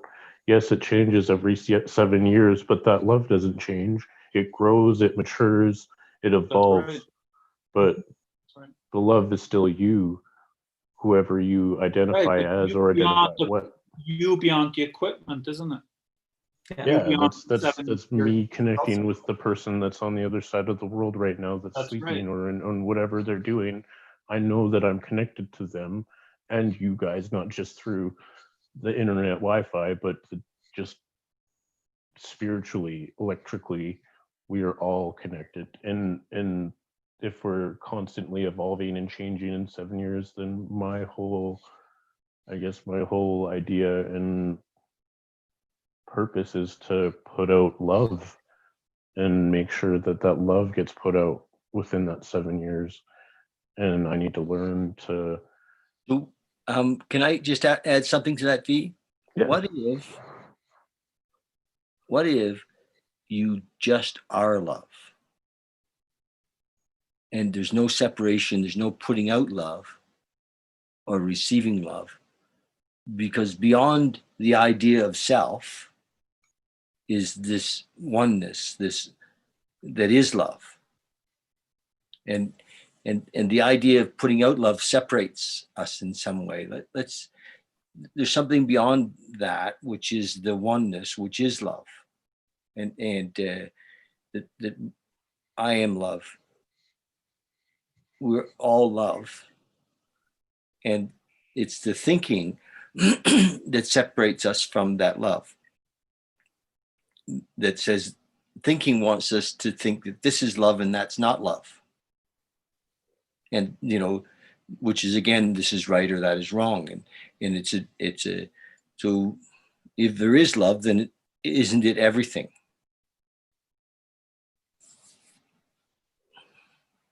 I can see that love is everything, but love has to have a yin and yang, doesn't it? Like there has to be the pain to understand why I'm receiving love, isn't it? Well, actually, the yin and yang is inside of the love. It isn't love is the container we live in, and it's in that container that we've made up that um, that there's something that is love and something that isn't. But if God is love, and we live in this container called God, and we are that container, we are also the container, then we are love in each thing that we do. Who we are is love, and it's just because at one level, when we're talking about love, apart from us, it separates us from it leaves us, we're still in the mind, in the thought, and yeah, so we are love. That's the Everything possibility. that I do is love, Yes. as long as I maintain that thought of love. Yeah. At one level, there's no doing even. There's just isness Action. and love. Yeah, actually, you just said action, no? You said action. Yeah. And actually,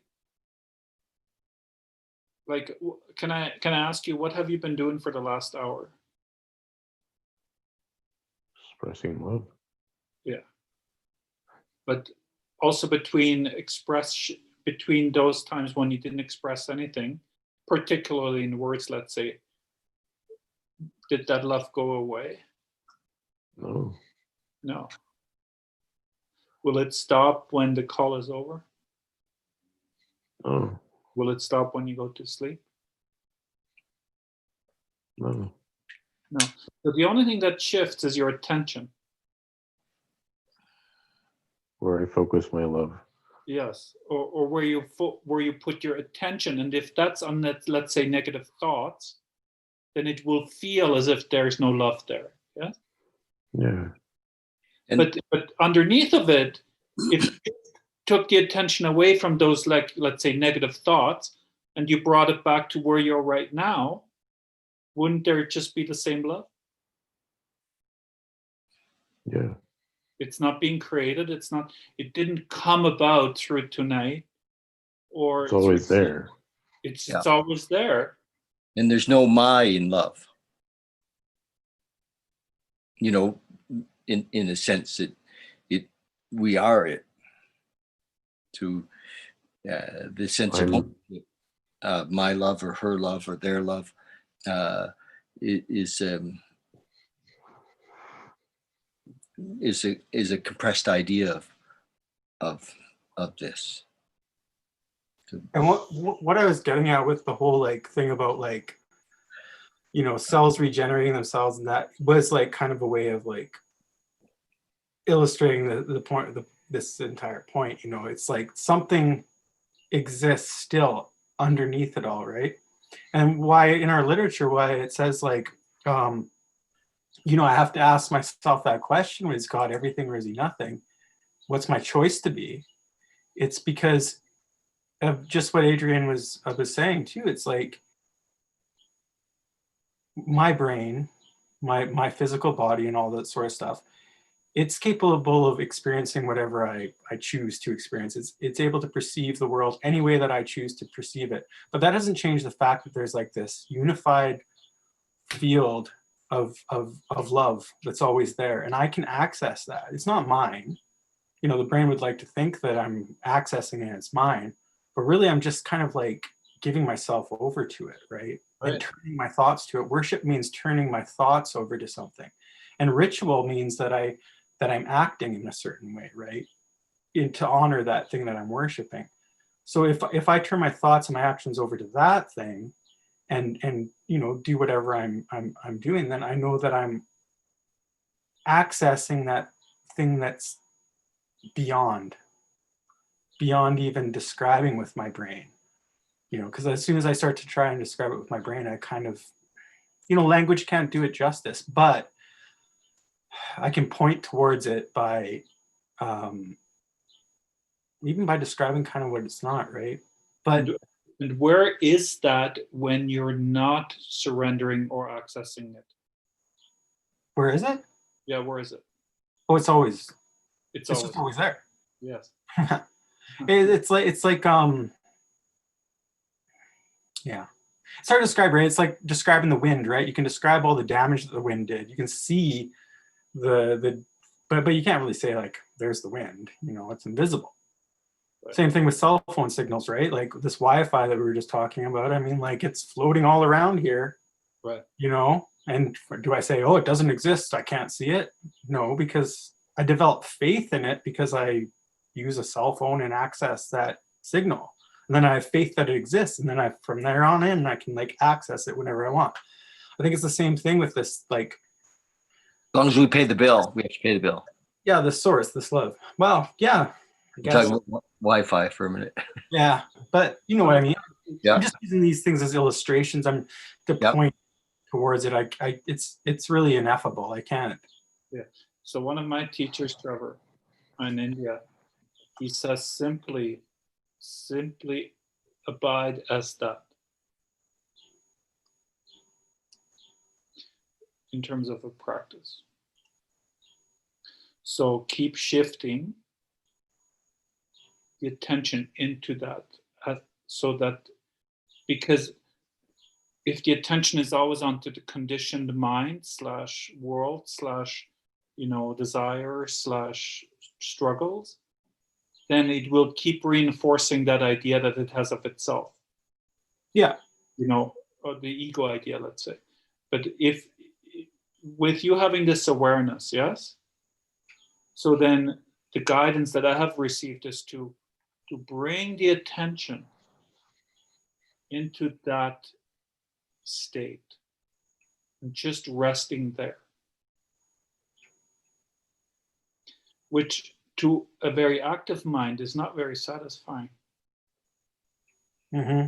I mean, we're not trying to train the active mind, because that is being trained every day by life and problems and all those things. You know? Self-help groups. Self-help groups, all these things. Yeah. So also in that space, when you are bringing your attention to that, is there the desire to drink in there? Sorry, can you rephrase or reset? When you bring your attention to that state or that place, let's say, that ineffable, it does, when you're sitting as that, does a desire to drink come, let's say? Oh no. The thing is that I think that since I've kind of engaged in you know the spiritual way of life, it's not even a factor because it's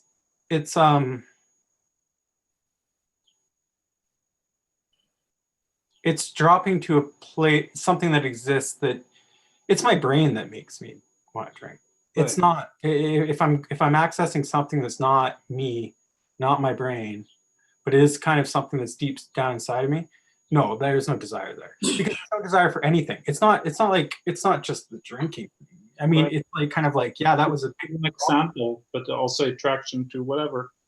Yeah, it's the brain, because yeah, I mean, it's but as I practice using my brain as a tool to always turn my attention Yes. to that, then I get, I start to get these little grooves going in my brain, right? Where I'm constantly like, oh, turn my thoughts over. That's what worship is, right? It's like kind of like turning my thoughts to that, turning my thoughts to that. And then, yeah, the drink question is definitely out of the question. Like it's been removed because of that practice. But other things get removed too. Other desires, other addictions, other things, like when I said that the vision of God is kind of like it's obscured by pomp and worship of other things. Mm-hmm. The obvious one is the worship of alcohol. Mm-hmm. But what about other things that are in my life, right? That I worship because I turn my thoughts there. If I'm constantly turning my thoughts to this ineffable,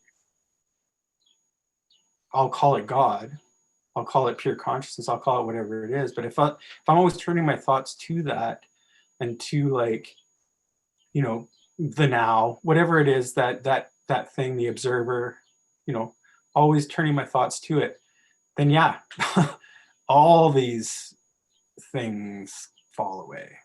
Yeah. It's like, yeah, the alcohol thing's gone, but so can everything else. And how liberating is that? To have, you know, booze was actually the small thing. That was like the like at the time it seemed like the biggest thing, but now it seems like the smallest thing, because now it's like, what about these other obsessions? Right. I can get rid of them too. Oh, sweet. You mean I don't have to feel jealous ever again? You mean I don't have to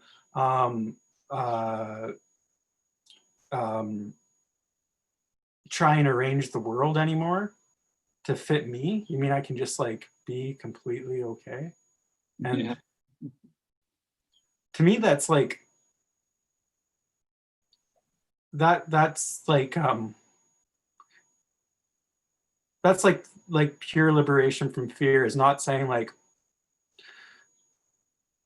oh, I might not get what I want, but that it's not like I think oftentimes people pray and they're just like, oh, please give me this, give me that, right?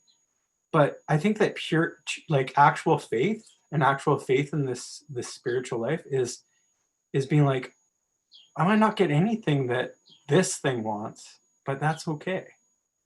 Right. You know, everything's hunky dory. And that's awesome. I mean, that's all I ever really wanted in life was peace of mind. And I think I've had glimpses of it, and I think that I am able to access it whenever I want.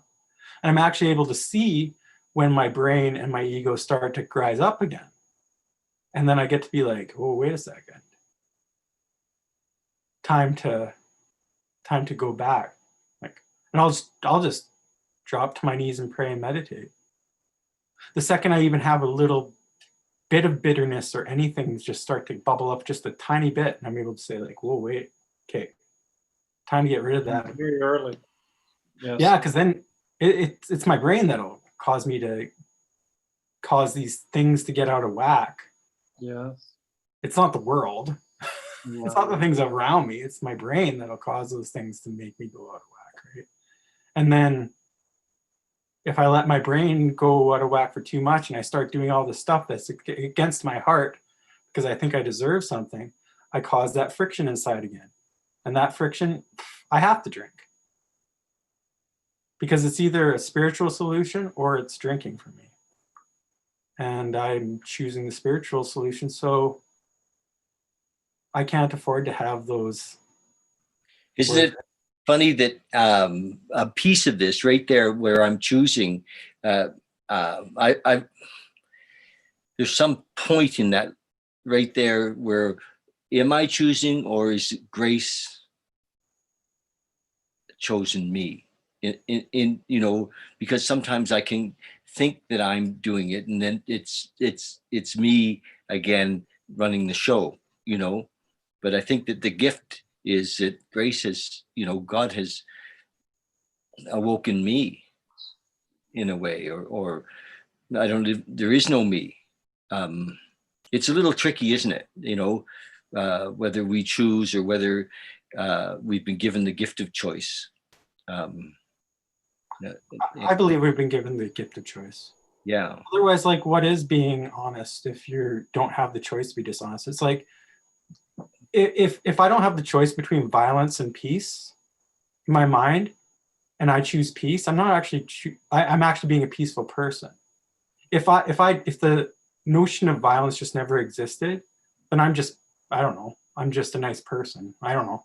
Like it's kind of like the reason why I'm able to be a peaceful person is because I have that option to be either violent or peaceful. So and you come to that junction, Trevor, mm-hmm. and now you know which way to go.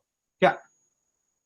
And that's where I think, like, that's why I think God did give us the ability to choose, is so that we could choose that direction. Because I don't know, like, why would you design something and make it run exactly how it wanted to run? Like, how can a person say, oh, I love God, if you didn't give them the choice not to? That's not true love. That's not unconditional love. If you design something so that it automatically loves you, you have to give it the choice whether it's going to love you or not, and then that's actual love. Right. So there is always that choice, and I do think that that choice was always given to us, because that's how we can actually express. Obviously, be open to discover even beyond this. Yes. Yeah. That's good. I wanted to check in with V because Me he's too. quite moved by some of these things that were shared. How you doing, V? I'm doing all right. For me, I've learned just from talking to you guys, I understand that my purpose is love. And I got to remember that my purpose is love. And sometimes I need those labels to help me get the idea ingrained in me. It's good. My It's purpose a is good love. mantra. You should practice it. It And is. as long as I remember that my purpose is love and maintain that purpose. Yeah. V, in the paragraph just before the third step, when it says we had a new employer, it says we have a new employer, being all powerful. He provides what we need and takes, as long as we stay close to him, perform his work well. And that's a simple concept. And I use that. So what you're saying about using love as your purpose, I also use that simple concept of God as my employer, because my mind needs something or wants something in this moment to work with or hang on to or to understand. And it's so I use that simple little concept every day. When I sign up every day for work and I say, God, as my employer, show me what you'd have me to be, guide me and strengthen me. Thy will be done, and so I work for the number one employer on the planet, but I like that concept, and I think that my purpose is love is a beautiful context and in life, and it does quiet the mind, just like my idea of God the employer quiets my mind and allows me to say, okay, here I am. I'm ready. Show me what you'd have me to be. Guide me and strengthen me, and my prayers are there, So I like what you just said. And that's something that my grandma taught me, my ancestors have taught me, that I need to give love in order to live. Love is life. It's what I'm gonna do, and I have to love everyone and everything, no matter what, even if it's what people think is bad, because the bad will help me see the good, and it'll help make my love stronger. And that's what I need to do, is just strengthen my love and strengthen showing my love, no matter how difficult life is. Is there some areas right now that you're struggling doing it? With myself, and yeah, mostly with myself, because Okay, so then why not just make a commitment? to loving myself, Yes. I can do that. Yeah. I think I'm as much as going to do anything, that. not leave it up to circumstance, not wait until you're like a good enough person to feel worthy of it. It's just hard because I still Okay, but listen, you just said what? It's just hard. But does love mind hard? love is not hard. Love is love. Yes. So notice who's saying that. I am making it hard. The mind wants to make it hard, so it stays at a distance. Yeah. So just see that and see it for what it is, and then again apply your principle, which is Love. love. Yes. Yeah, So because it's that's more all I'm simple supposed than to your do. mind will ever let it be. And all I got to remember to do is love and give love. Yes, but you already remember it. So now it's just applying it very consistently, mercilessly almost. No matter what your mind claims, how hard it is right now, how not the right time or undeserved, whatever. Don't listen to it. Does Yeah, that simplify it a bit? a lot. So it's a I just principle. Use it as a principle, not as an emotion, because your emotions may be all over the place. The principle doesn't mind the emotion. It stays the same. And that's where consciousness comes into play. When we become aware of what's happening in here. So, you know, the principle is I am love. And then when the voice says, yeah, but you know, you can be love next week, or you can be love on Saturday morning, or you can be love, but you're not love now. And so we get to be aware and watch what's happening in the system, and recognize that for me, that my thoughts are not me. You know, my emotions are not me.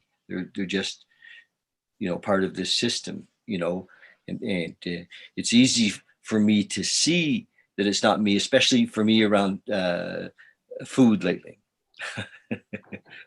because this system says, yeah, but I want ice cream, and I know that that's not me. That's just this, you know, and yeah, and the psyche has judgments and all that. If we can watch those judgments, then they start to fall away, you know, and then we be that love because we are that love, and there's a great piece that, you know, Adrian, you know, for pointing that out, that, you know, to be that love. It's a great, I am that love. What a great affirmation in a way. And it's not about getting something. It's about awareness of something, a realization of something. I am that love. You Yeah, know, and really noticing, using the awareness to notice when your mind speaks against you. yes, consciousness. You know, or when your mind, you know, is attacking and so on, and saying, no, I already know out of principle my position. You know, I'm not going to let this circumstance or this moment I have to rediscover that I am love. Yes, I know it, and I will align myself as often as I can with it. And when I have not aligned myself with love, I will align myself with forgiveness in that moment and remember that I'm love in that forgiveness. Forgiveness of others, forgiveness of myself. and So, forgiveness is love. and forgiveness is love. So, Yeah, so it's really radical, but so much like, you know, because I already all I see that with you, V, is that, you know. So why should you not just take full ownership of it, you know, without even say, owning it, you know, just getting rid of all the stories of that keep rehashing the past, or rehashing, beating yourself up over mistakes, or, you know, how the mind works, you know, how it typically works in its conditioned way. so you guys, it's oh shit, it's 9:13. yeah, we got to call it pretty soon. This has been great. This used to be a meditation group. and love spoke tonight. So meditation, I want to encourage everybody who watch to take some time to meditate. And That remember, was meditating, to watch, you know, to practice, sharpen that tool of observation, sharpen that tool of the observer, so that we're watching the thoughts, we're watching the mind. We see them as what they are. You know, they just float through. I have one that all the time comes in. It's who do you think you are? You know, so it's just a thought. It's part of the old psyche. And as we become aware and we see them, they start to fall away. And love becomes love is the leader. Love is the boss. Love is the door opener. Love is this that we are in, the container that we live in, the container that we are. So thank you, you guys. What a beautiful conversation. V, thank you so much for coming and joining us. Thank you for having me. And I think we did meditate on a different level and we connected. So, you know, how coming to that realization that I'm love is You're a form amazing. of meditation. I remember, you know, you might not know this, but I remember the first time I met you. I upstairs on 17th Avenue. We used to have that meeting up there on Friday night, Shipwreck, and you used to come up and I remember those days. That's a few years ago, and I'm so happy that, you know, life is evolving in a beautiful way for you. I'm happy that, you know, we're still connected, and We'll always be connected. yes, Because I found myself in that room up those stairs, and if the universe didn't put you there at that time, I wouldn't have that connection. So I'll always have that love. yeah, thank you. Thanks for coming here, and hopefully we'll see more of you. And it's been beautiful. One day at a time. Thank you, man. Yeah, one day at a time. Love you lots. And to everybody that watched tonight, thank you so much for joining us, and love it if you maybe go in and subscribe on YouTube. I ask everybody. It's my little thing. Trevor and I are growing our YouTube channel, and that's it. Love you lots, Trevor. Thanks for coming. And I know you have to be somewhere at 9:30, and you're going to leave soon. Adrian, again, what a beautiful anchor you are in this conversation. You really are. Okay, Trevor, see you soon. Nice seeing you, Adrian. Nice seeing you, V. See you guys. Thank you, man. Okay, we'll talk soon. See you, David. Thanks, you guys. Bye, everybody. Love you. Have a good night. Love you guys. Good day. And we'll see you next